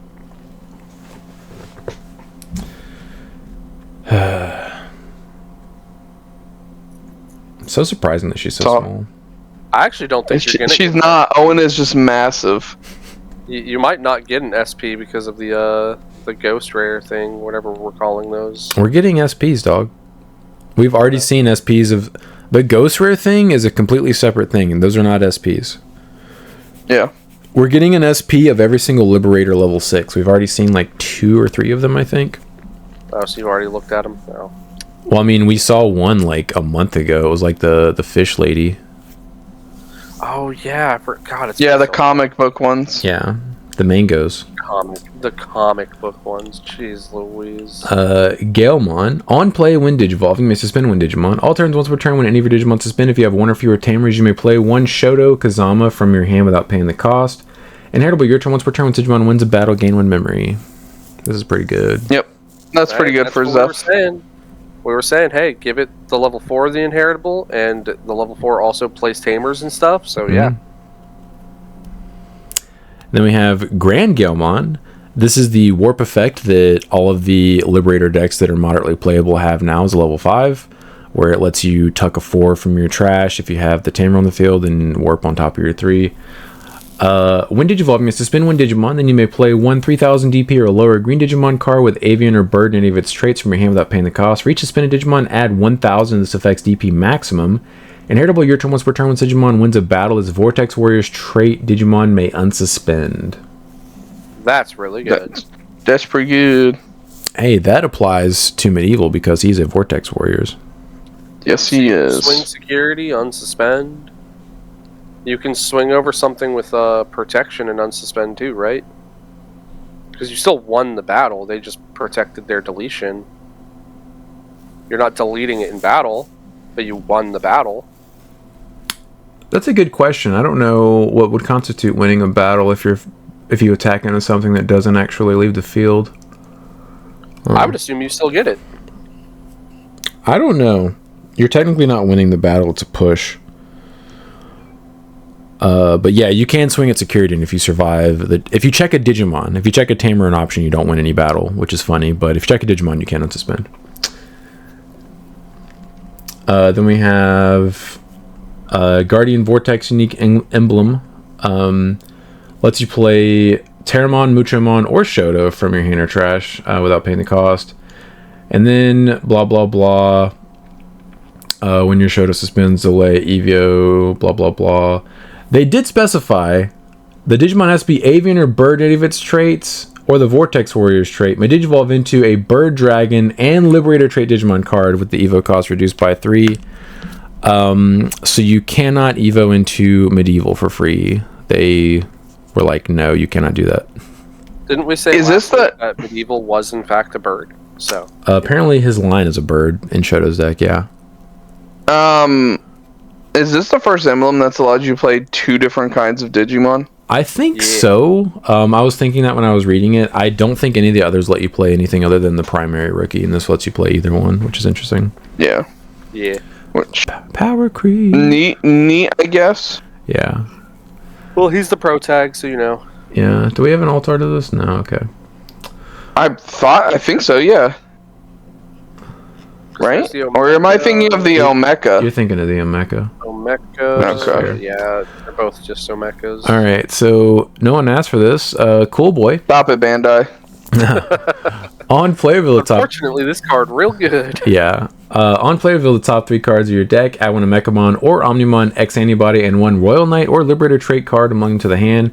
Turn the rest to the bottom of the deck. Main, by returning this Tamer to the bottom of the deck, you may play one play cost 4 or higher Royal Knight or Liberator trait card from your hand with the play cost reduced by 2. Security activate or play this card without paying the cost. Yeah, this is really good.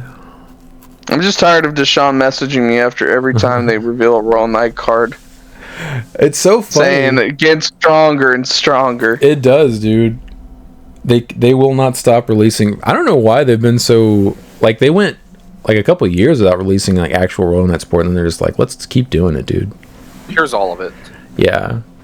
This is really good. This is like a BT22 Mirror for Royal Knight specifically. Except for, I would argue, better. Yep. Because this can obviously play your Royal Knight Tamer. Yep. But it can also play your Digimon, because those are cards. Yep. So you could potentially play out Omnimon even quicker for free. You may play with a trade card from hand with the playing cost. Yeah, this would reduce it by 2, and then you could stack that with the Drazel reduction as well. Yep. So yeah, that is true. You could do Omni for 11, which is really easy to get to 11 for free. Yeah, this is like a delay option almost for Royal Knights, which is pretty good. Thankfully, it's a tamer, and we're starting to get tamer removal. So, I mean, are we? I mean, it's better than it being... You can skip this one, because we have a way better art of this one coming up. I guess that's true. We have a new one of that. This one as well. Right? Okay, alright, yeah. my bad. Well, the Master we have to read, yeah. Master Tyrannomon, security attack +1 and Fortitude. On play when Digivolving, may suspend one Digimon. Then if this Digimon is suspended, it gets 4,000 DP until your opponent's turn ends. Inheritable, sec +1. It's okay. The art for this one's very weird for me. He's like crushing... rocks, yeah. Just rain. Yeah, I mean, I like having more options. I just don't see this one seeing play in Dynamon with the other level 5s that we have. Like, yeah. It's cool. It has Fortitude. That's like nice, but like, yeah. I'd rather have like D-Evo protection and like the Metal Tyrannomon X. So I would agree. Like, this guy having Fortitude's kind of irrelevant because usually on the swing you're going into your Dino. So like. Exactly. Yeah. Then we have Skibbity Toiletmon, Ice Clad, and Barrier. On play when Digivolving when attacking, once per turn. You may play one Susan or level 4 or lower Ice Snow trait Digimon card from your hand without paying the cost. All turns once per turn when other Digimon are played or Digivolved, trash any 3 sources from your opponent's Digimon. Then one of the Digimon with no sources can't suspend until their turn ends. I like how it even counts. Who asked for this? That's pretty cool. Yeah, I don't know. This seems like okay. It is good that they gave it Ice Clad and Barrier, finally making use of the yellow part of the deck. Yeah. Well, I also appreciate the all turns is a way to stun your opponent during their turn. Mm-hmm. So. Yeah. Seems okay. Then we have a new Susan. Start of main phase, your opponent's Digimon gain a memory. On play for each of your Ice Stone trait Digimon, trash any one source from your opponent's Digimon. All turns when effects trash sources from your opponent's Digimon by suspending his tamer, gain 1 memory. Okay. Yeah, cool. Okay. You get to play this for free off of the Mega. I can't wait to never see this card again, except for when it's in my in my bulk after opening my packs. You never know, dude. Robbie might come to visit. I was gonna say that's okay, fair. Caleb also tried playing Ice Clad. Did he? Did he? I must have been winning that week, and he was in the bottom table. He's played the Fish Liberator. He played Fish, yeah. I've never seen him put Ice Clad together before. I've only ever seen Robbie bring that to locals. And then we have Yaman. Sergeant May phase. Digimon may digivolve into a Dark Dragon or Evil Dragon trait Digimon card in the trash with the Evo cost reduced by 1. If this effect digivolve, trash 2 cards in your hand. So this is literally a better version of the Tama they had. By like a lot. Yes, it is. It's cool art too. The Mean Muggin. I guess I'll skip that. I'm assuming that's the one that we have a pretty one of. Then we have Heavy Metal Dramon. It's crazy this is just a rare. This isn't even the alt art. This looks really good. Yeah, for real. On play, when digivolving, end of attack, not once per turn, trash 2 cards in your hand and delete one of your opponent's unsuspended Digimon. Then if you have 4 or fewer cards in your hand, you may play one level 5 or lower Evil, Dark Dragon, or Evil Dragon trait Digimon card from your trash without paying the cost. All turns once per turn when any of your Dark Dragon and Evil Dragon trait Digimon would leave the battle area. If you have 4 or fewer cards in your hand, trash your opponent's top security card. That is funny that it's not an actual protection effect, it's just an interrupted trash security, but... I'm sure Ben is hyped. Yeah. With his Coke deck.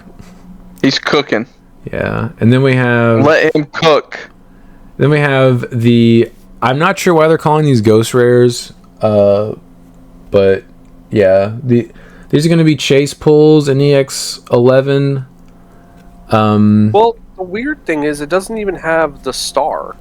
I know it doesn't have the star on it. I think these are going to be very similar to the signature pulls out of, I think it was BT24, where I think those are roughly 2 per case, but they didn't take up like an actual like SP or 2-star pull. They were just like extras. That's what I'm guessing. If these are box toppers, that would be absolutely lit. I mean, you say that until you realize no texture.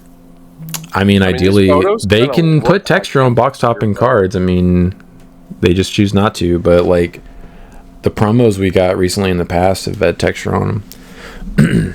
So this is a BT18 Vemon, BT20 Omeka, and BT21 Sun and Rizamon. And then we have... Okay, we actually have to read the Omeka. Yeah. We don't have to read the Omeka. We have that one. We literally skipped it. Did we? Well, we shouldn't this have is because... BT20s. Oh, Yeah, that's not... Did we skip the That's Omekamon? Yeah, okay, alright. We also got a new Omekamon. Let's read it, because we thought that the Ghost Rare was it, but it's not. It's a reprint of the other one.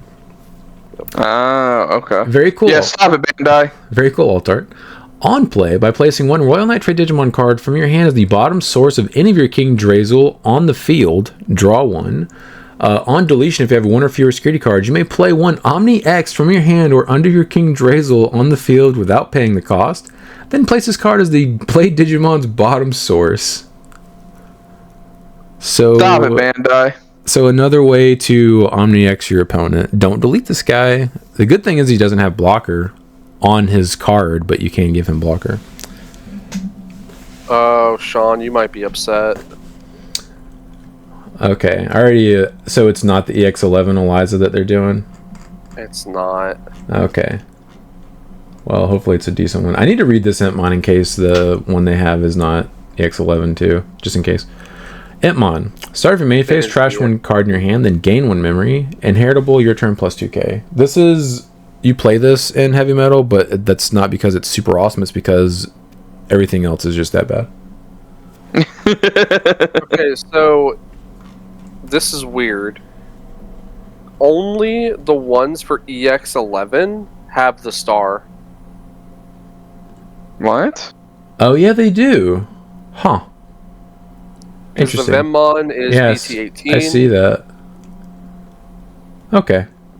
Well, either way. The Ghostmon is BT21. Oh, we can't read that Tyrannomon. I have to read the regular. Yeah, I was looking at it as well. I was like, he's going to have to read the regular one. Yeah, I can't read Japanese. So I'll pop off here. Yeah, Tyrannomon. When digivolving, if you have one or fewer tamers, you may play one Ryotaro from your hand without paying the cost. Inheritable, all turns +1. Yeah! Who cares about the inheritable? We play the tamer! You finally got your wish. Garbage. Yeah. That's a pretty bad card. Yeah, then we Shut have... up, Brandon. This is the ghost rare of that card. This is the ghost rare of Snowmon, I think is what that is. Oh, Frigimon. And this is the ghost rare of whatever the hell the puppet one is, for the girl that's not Ariza. If I pull anything but the Tyrannomon, I'm going to be upset. Then we have... Is this Sangomon or Crabmon? I don't know. I think it's Sango. It's a BT21, and then we have BT21 Ghost and BT23 Eliza.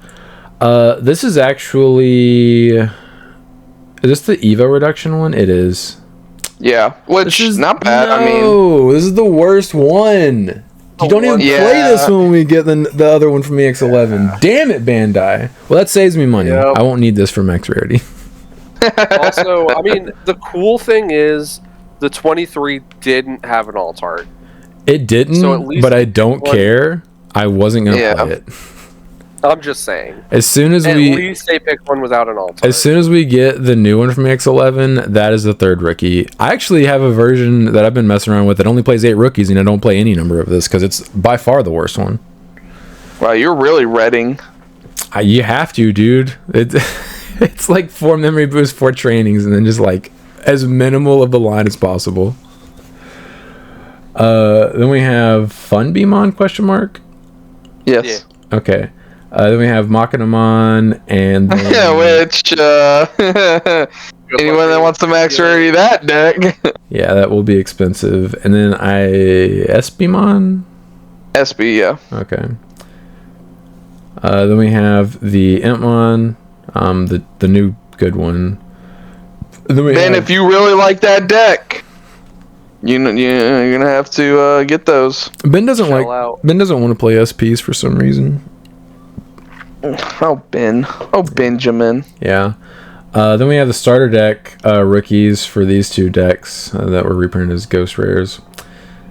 Yeah, like even when he built Sakuya, and he only played one copy of the new rookie from the deck, and he had the chase one. He didn't put it in his deck. He just doesn't like playing the chase rarities for some reason. Okay. I disagree, but whatever. They also revealed this image whenever they were talking about this was an EX set, right? Yeah, I don't know what that means, but I'm sure it's like exciting. The third digital world. Oh, okay. So there's the one that Drazen oversees, there's the one Homeros oversees, and then somebody else oversees Shambhala. They're all like, I guess, different mythology. Yeah. What's the like mythology? This one is Chinese. Chinese, okay. Yeah. Cool. Susanomon is like their Omnimon over there. Ah, yeah, so if you read his name, he's actually based on Sun Wukong. Because his name is Setin Gokumon. Chinese mythology is one of the mythologies that I actually have like no knowledge of. Really? Okay. Yeah. I know very little. You don't know about Journey Across the West? That's the one I know. No.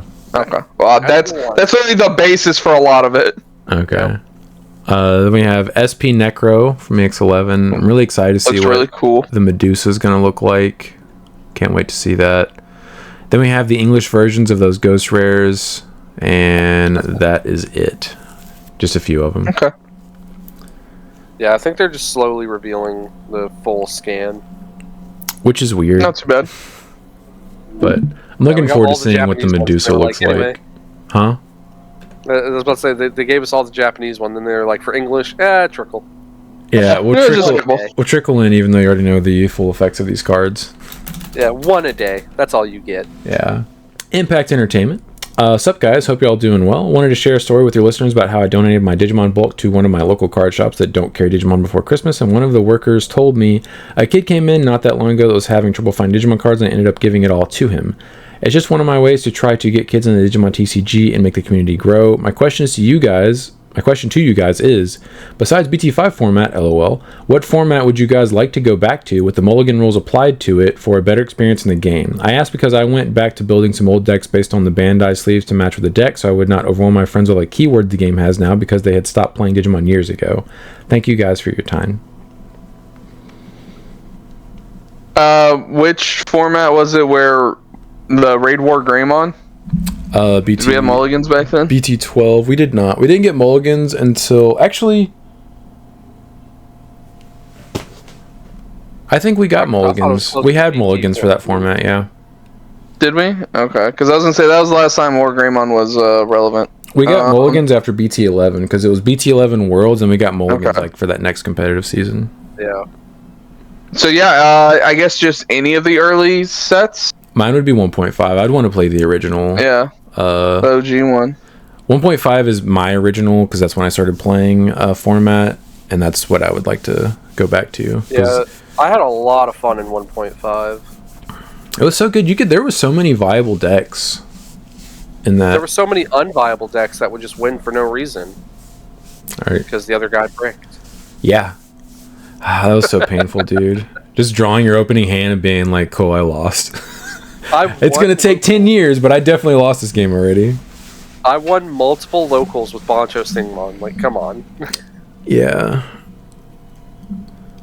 I guess that would remove that would cause a lot of the potentially viable decks to lose their viability if the actual tier 1 decks were more consistent just due to the mulligan alone. Right. So even with the mulligan, like I would still run the same ratios I did back then because you don't have memory boost or anything. And so like if you mulligan your hand, you have like it's probably like less than a 3% chance or something to break if you're playing like 14 rookies. It's probably less than that. It was like most standard decks were like 14 to 16 rookies or something like that, because if you did not see one, you were done. Yeah, it was 14 or 15 for me depending on the deck.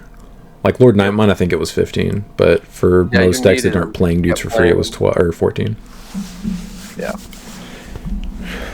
Yeah, 1.5 would definitely be mine. A lot of nostalgia. It's actually one of the reasons why I liked Elysian so much, is because that was the format that was on there, was 1.5.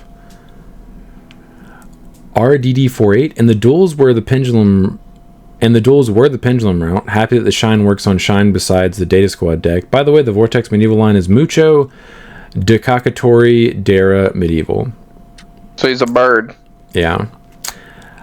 I mean, technically he works in Shine because he can Evo on top of Rise Greymon. I knew it. Cost, I knew it. But I knew it was coming. He doesn't actually do anything for the deck, unfortunately. I knew that. And, well, technically, yes. Yes, he does interact with Shine Greymon cards. However, nothing the deck needs is what he provides, so therefore he is not that good. For Shine specifically. He's probably going to be played in Data Squad, I'd guess. Chris Green, 6470, thank you for being a channel member. Believe my friend has made a Mastamon counter deck. It's DM version 2 base with EX7 Volcanic Dramon, Metallic Dramon, with BT22 Vetamon, Digivolve, Mastamon, and Bounce Mirrors to hand. Kind of sucks, but adds salt to the wound. Volcanic Dramon comes out and stops the playing of anything in your deck 6k or less. So yeah, not sure how to win that match. Yeah, that actually sounds like an anti-Mastamon deck. Not Dynasmon Turbo CS. Not CS. Wow. Yeah, not CS. It was a Dynus, it was Dianamon. Listen, Chris, all I'm saying, all right, we got a whole little section ahead of us where we're not going to have any new product. You know, maybe you bring back the anti-mass day before everybody else gets off of it. Nope. So I'm just going to be on it for a while. Not until playing it again. Not until I'm currently done paying off my current PayPal things, and then can order the rest of the alt arts for DM. Ben is probably going to start coping again with other stuff because after he went functionally winless last night because his only win was Josh just scooping to him. He talked to me when we were getting our prizing, and he was like, I really got to figure out what I'm playing for nationals. And I was like, what do you mean you're not playing Massey? He's like, I don't know yet. I'm like, so what has changed? He's like, I was like, are you not playing Massey now because you got stomped? And he's like, I don't know. Sean, you are one to talk. Before this podcast started, you literally said, I need to go back to optimizing Mastamon. Yeah. And me and Chris are both like, yeah, you had one bad week, and suddenly he's like, I gotta change the whole deck. I didn't say that. Yeah, there's I new said decks, I new need format. to go back to having an open mind and making slight tweaks and adjustments to see if I can improve it, because I basically locked in my deck list from the regional that we played in where I got my invite to now, and I'm like, I need to reevaluate things, especially now that we have new cards, but like the only new card I could even use would be Chaosmon probably.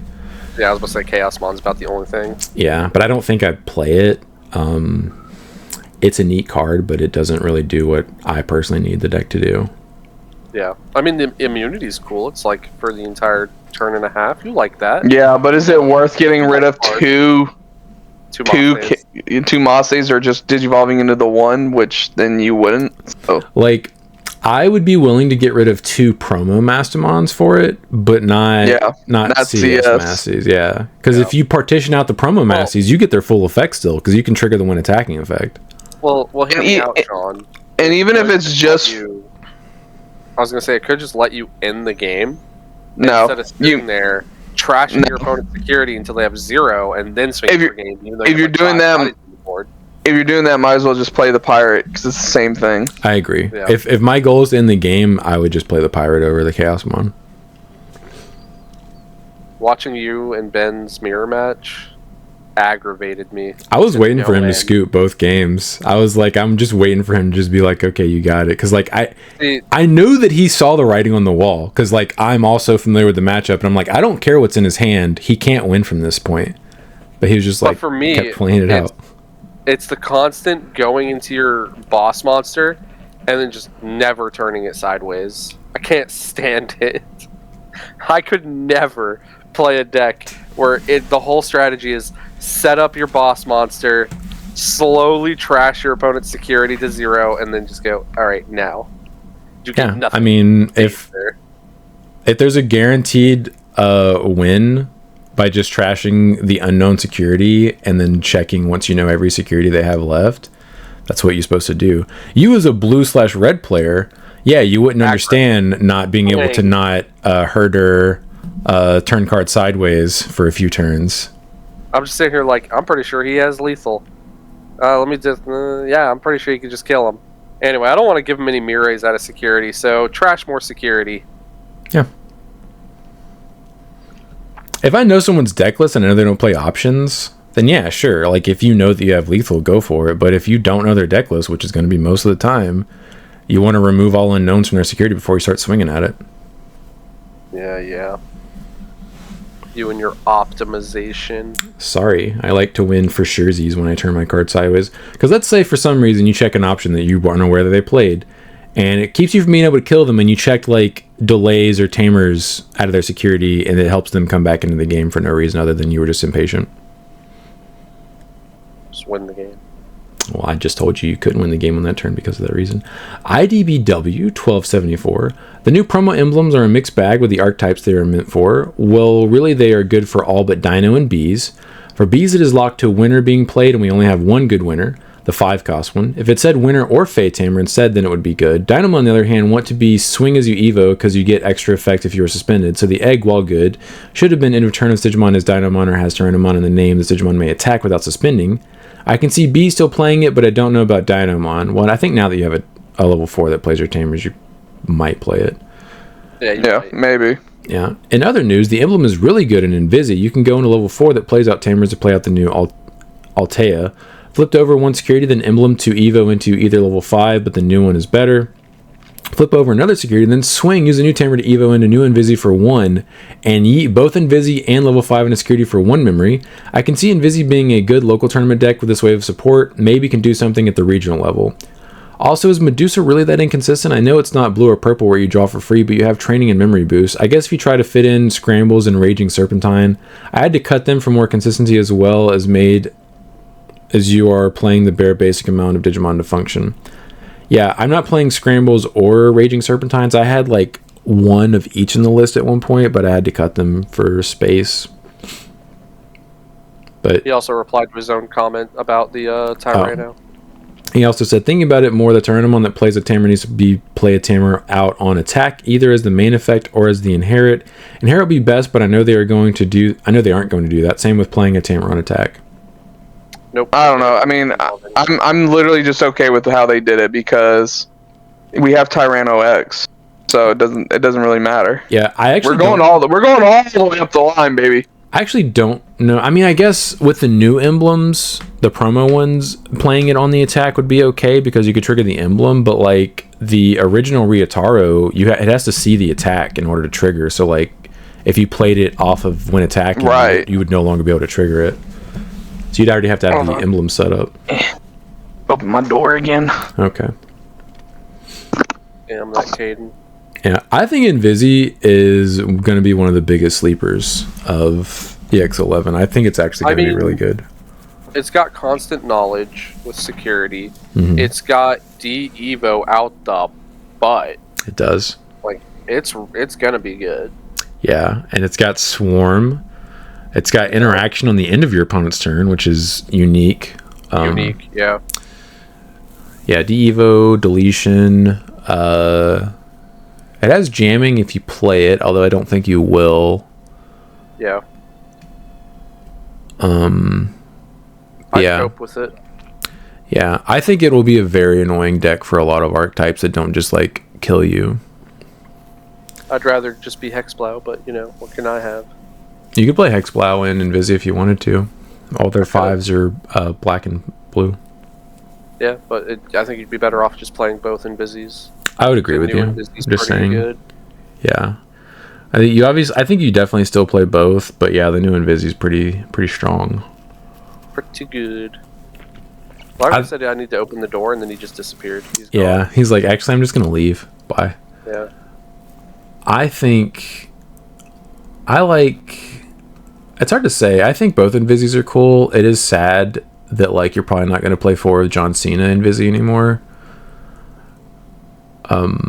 But if you get to a point where you're pinging your opponent once with like 2 guys on the field, like you're gonna have like 3 things in your security just ready to swarm at the end of your opponent's turn, and like if they can't deal with that, they just die on your next turn. Yup.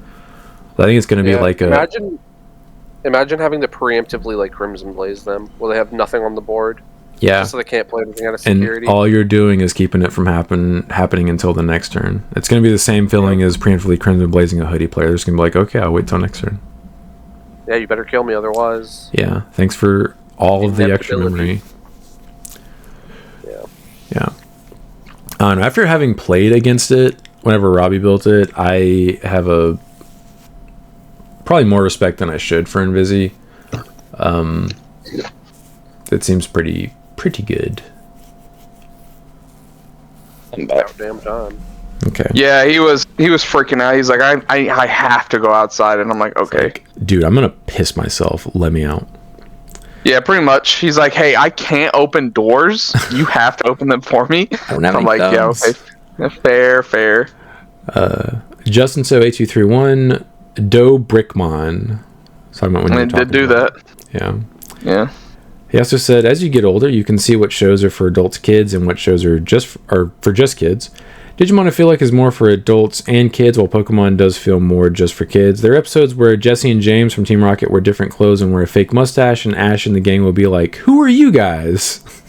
Yeah. That's true. And if Digimon would have been translated 1-to-1 with the Japanese, it'd have been way more apparent. Dark. Yeah. Yeah, because they talk about like alcohol. They talk about like they're just straight up guns. Like, They they're deal so with a much lot of more. issues, like, is it Broken Home? Broken homes. Matt Because and TK. a lot of people, a lot of people in the English side of the fandom don't realize that Ty and Kari's dad is actually like low-key an abusive alcoholic. He's completely cut from the English version That's of the season. Probably for the best, because I don't think that would have been. Yeah, I don't know if he's like straight up abusive, because obviously I'm an English player. I've only seen like tidbits of it. Yeah. But yeah, he's like a huge alcoholic. Maybe he's just like emotionally abusive. I don't know. He said, have you guys ever seen a card's alt art but like it less than a regular art, so you play the regular art instead? Yeah, I'm pretty sure I'm going to play the regular art Homeros. Yeah, we pulled on Tuesday. Me and Brandon both bought one box of the new set, and in my first pack, I pulled Alt Art Homeros, and then for my secret, I pulled Homeros, and then Brandon opened his box and pulled Homeros. So we pulled 3 in 2 boxes. Sean's like, "Yo, I want that Alt Art," and I was like, "Here you go." And then he looked at the regular and goes, "Wait, I think I like this more." Yeah. So. It upsets me. Like, it doesn't feel good, but I do think I prefer the regular art. It's just like, why is the background so cool looking on the regular art, but the alt art's just like, I agree. disappointing. He also said, I see that Lugumon is in the breathing training. Hopefully more Lugumon support soon. I was playing Finra Lugumon in DCGO and I lost 5 games in a row. I don't think you're going to get support anytime soon, but eventually. B.UL0. I think the Altea line would be a lot better if they had a level 5 with an inherent effect that unsuspended Digimon when attacking. They could make it unsuspend if the opponent has a face obscurity or something. Hey, now you're thinking blue. Maybe because like the whole point is to yeet your Digimon out. So I guess like it would. You could unsuspend first and then start and then putting do stuff in security. Yeah. I was gonna say, or if like, because you at this point, once you get up there with all these new cards, they're gonna have multiple face-up cards. So I guess it wouldn't matter. You could do it on like the second check. So I mean, maybe that you could definitely kill faster if it did something like that. Yeah. Invisimon seems like it's just going to be a burst deck. Like, they promote chunk you once, and then they have lethal just sitting in their security waiting to come back out. And if you don't answer it, you just lose on the next turn. It would be cool, though. I mean, I'll take extra swings. Zhao Purier 2153, thank you for being a channel member. The canon manga line for Shoto's Medieval is Muchamon to Kakatori to Dara to Medieval, so guess he is a bird. The Kakatori used to evolve into Parrotmon and then Eaglemon when the starter deck came out, but that changed after Shoto Go Medieval in the manga. Good for him. So confirm Medieval is a bird. Medieval bird. Yep, it's a bird underneath all that armor. It's so dumb that he's not a Liberator trait, not anything that has to do with the rest of that deck. He's just he's a Vortex Warriors and that's it. Yeah, I think later, if you get not a medieval that plays like this medieval, it's possible you'll get like a standard level 6 that has the traits, but as it is right now, I don't think that one should have had the traits. They didn't want to make that too good. Yeah, that would have been problematic. Potentially. It would have been sick if they had just given him the Liberator trait, because then all the Liberator decks could have searched him, but they were like, no. No. Yeah, searchable Death-X during that format would have sucked. Be so that would have been awful. I'm still contemplating putting it into Medusa. Yeah, I mean, yeah. Wide board, bye. Yeah. Justin So 8331 also said, what are your Digimon goals for 2026? Topping regionals, max ready certain decks, etc. Beating Chris at every conceivable possible way. Stay hating. Damn, you got really low goals. Yeah, you also failed Tuesday. Yeah. And last Tuesday. And Friday, Tuesday. Your 2026 is off to an awful start. Yeah, dude. Yep. That's right, he smoked you 2 weeks in a row with random jank decks while you're playing the hoodie. Crap. No, like realistically, probably, like, can we get some support for our dear Gen 1ers? Pray harder that Agumon gets support. You're getting support the next time Wargrey actually gets support that's not Omni support, and that's gonna be a while. Which, like, I'll take the Omni support. I have no issue with that. But, you know, like, I got the itch again because of Gas. And Gas They're giving basically an Omni deck that just played Garu. They're giving Agumon to everybody but his own line. Yeah. The part that hurts is because none of these freaking Liberator Digimon kids, whatever, use Agumon. Well, technically Owen does, but like those cards suck. Oh, and technically Ryutaru does as well, but like his main Digimon is Tyrannomon. Yeah. And Owen lost in the finals to like Galacticmon or something like that, and he was just like, I need a new line, and that's where he gets Medusa. What was he playing before that? Wargreymon. It was like Agumon. Yeah, it was Agumon into Cyclone into Cyber into Wargrey. Oh, wasn't this is where you guys are telling me he was using starter deck Wargreymon? And lost in the finals. Yeah, of course you would lose in the finals with a 4-cost Evo non-removal based Digimon. You just Evo that sack in the raising and promote and hope you can kill them. Like, they had a better option right there. Just use BT1. Everybody been like, oh, we like BT1. But they were like, starter deck. And it's like, the worst one. It's crazy. God, what's crazy is he's never saw play. He was the world champ. So imagine. I wonder who he played. Huh? Yeah. My goals are topping nationals / winning nationals and qualifying for worlds, and then topping / winning worlds. I would like to max rarity whatever deck I end up using. Maybe that'll be Mastamon. We'll see. I don't know yet, but ideally I would. Also, I want to max rarity Medusa, but we'll see on that as well. I have most of the stuff I would need for it. I'm not even playing the Ghost Rare Eliza, thankfully, so that doesn't have any impact on my wallet. But I will need 4 EX11 SP Medusas, and that's probably going to be expensive.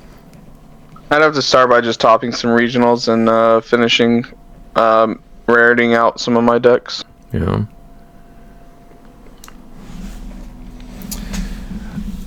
Kyle Newey 9278. Haven't played in almost 2 months. Life at home isn't great and just can't play right now. Listening to you guys helps me weekly. LOL.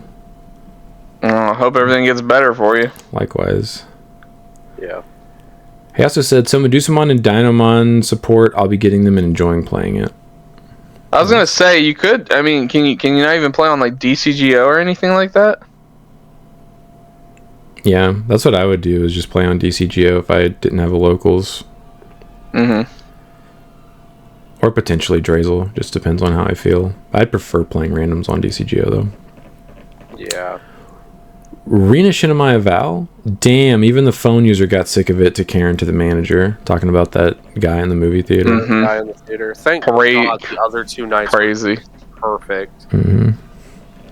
No disruptions the other 2 nights, thank God. Green Hill Mario. I think the comment about the dual card border was talking about the boxes for the starter decks. You can see the Ace card frame on the Metal Garu or Gray starters on the front of the box, and you can see a card frame outline on the new starters as well. Most distinct on the top left and bottom right corners of the new starters. Curious as to how Medusa has been turning out for you, because I'm in the camp of BT21 is getting booted from deck in 3 weeks. My testing really has been this deck out of all the Liberator decks cares about the Evo cost being 3 instead of 4 for its 6 the most due to Styrofoam unsuspend and wanting to end on Styrofoam as much as possible.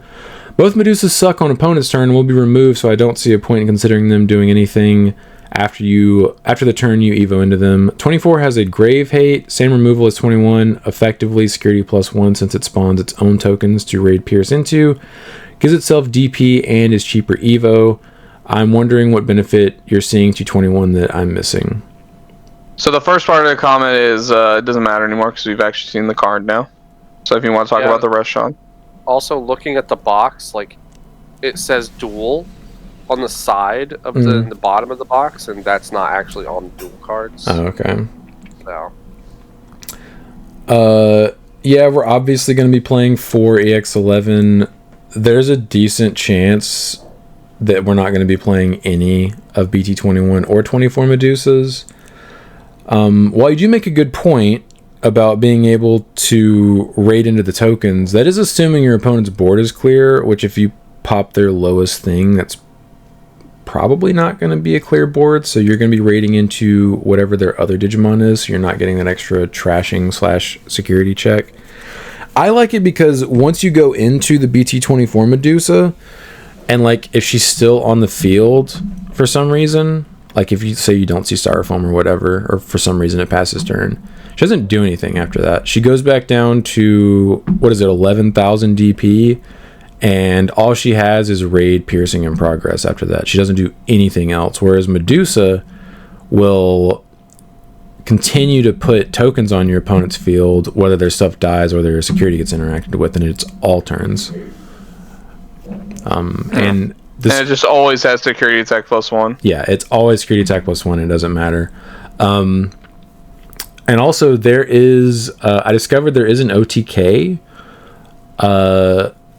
with the regular Medusa line using BT24 Medusa, obviously Styrofoam, and then you need a new Cyclone in your hand, and you need to Evo in a Medusa without passing turn, which is usually pretty easy because if you swing with something, you can Evo into it on the swing for 3 memory, and then you gain like 2 to 3 memory back. And then you have to have a way to end of turn attack, so either the BT21 Owen or the new Owen, either one will work.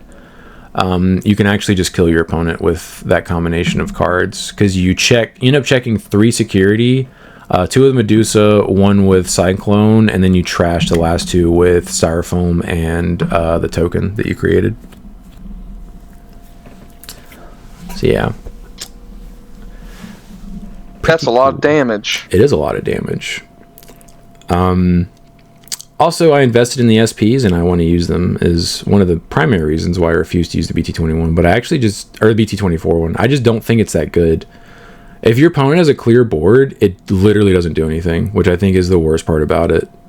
Like if they haven't, like if you promote on like turn 2 or turn 3 and they have nothing in their trash, it literally doesn't have an effect. Like, because the thing is, people start playing around it like they did with Gallant, and they just won't put bodies on the board. Yeah. And then do anything. And if you don't have stuff in the trash and they don't have bodies on the field, you have no way of generating tokens with the new one. Absolutely zero, which I think is really, really bad. Whereas BT21 doesn't care. It's going to give you tokens whether you like it or not. Leonardo 835Q. The new emblems seem absolutely insane. It's basically a better training that is searchable, at least in Puppets. The Tamer condition is kind of tough, but you can use level 4 that play Tamers or a DGO. Also in Puppets case, you have the EX9 Mirai. that on Evo goes to the deck to play an Orisa or a Puppet, so you pretty much always have the 1 or less tamer for the level 4 free tamer. I think Puppets got out the best. Yeah, Puppets has a unique setup where they literally have a tamer that plays the tamer. So I think they got the biggest buff from those emblems. They get the biggest buff because they're one of the few ones that have like 2 separate lines. Like, yeah. Both of them are okay. Yeah, but one of their tamers literally plays a tamer. So like you can trigger it, play an Orisa, and then trigger the emblem. And you're just like boop, boop, boop, boop, boop. The QWERTY UP 038. New Kaguya has the effect swap from old Kaguya. It's much better to be sure you're going to get the deletion on your turn. Yeah, but it doesn't give everybody blocker and alliance though, dude. Yeah. I mean, it's pretty good. I like that more personally. Yeah. I mean, yeah, they're both I don't play Puppets, so who cares? That is a good point. I've only played Puppets. I played it once. Whenever I didn't bring a deck to that one pre-release that ended up not being a pre-release, I borrowed Ben's Puppet deck, and that because I had watched him play it so much, I knew how to play it. But yeah, and I don't know. You might end up just getting all the Cinderellas and just playing all Kaguyas. Oreo X1000, thanks for being a channel member. Dynamon is the reason I play CS Massey and Angels. Big dinosaur. I guess it's so you can get rid of him because his fortitude doesn't do anything. I guess that makes sense. Because you can protect him with Dom. Protect her with Dom. Somebody's over there bullying him with Dynamon at his locals. I played against EX8 format. I played in like an online tournament for like it was like a win a case or whatever the hell. And I played against a Dynamon player, and them like chunking your security combined with the fact that he was playing medievals made it really hard for me, and I misplayed into it and ended up running out of security, and he just started popping my stuff, and I was like, I lose now. And Stop. And I lose. I got to 0 security, and it's still your turn. The game is over. If I had CS Massey back then, ooh, girl. Ooh. Such a shame, dude. If Hoodie wasn't a deck, I think the Angels would be extremely viable. Instead, they're just like, alright, DP neg everything, D-Evo everything, and your board is gone. What board, LOL? Oh, you put an Angelmon Ace on the board?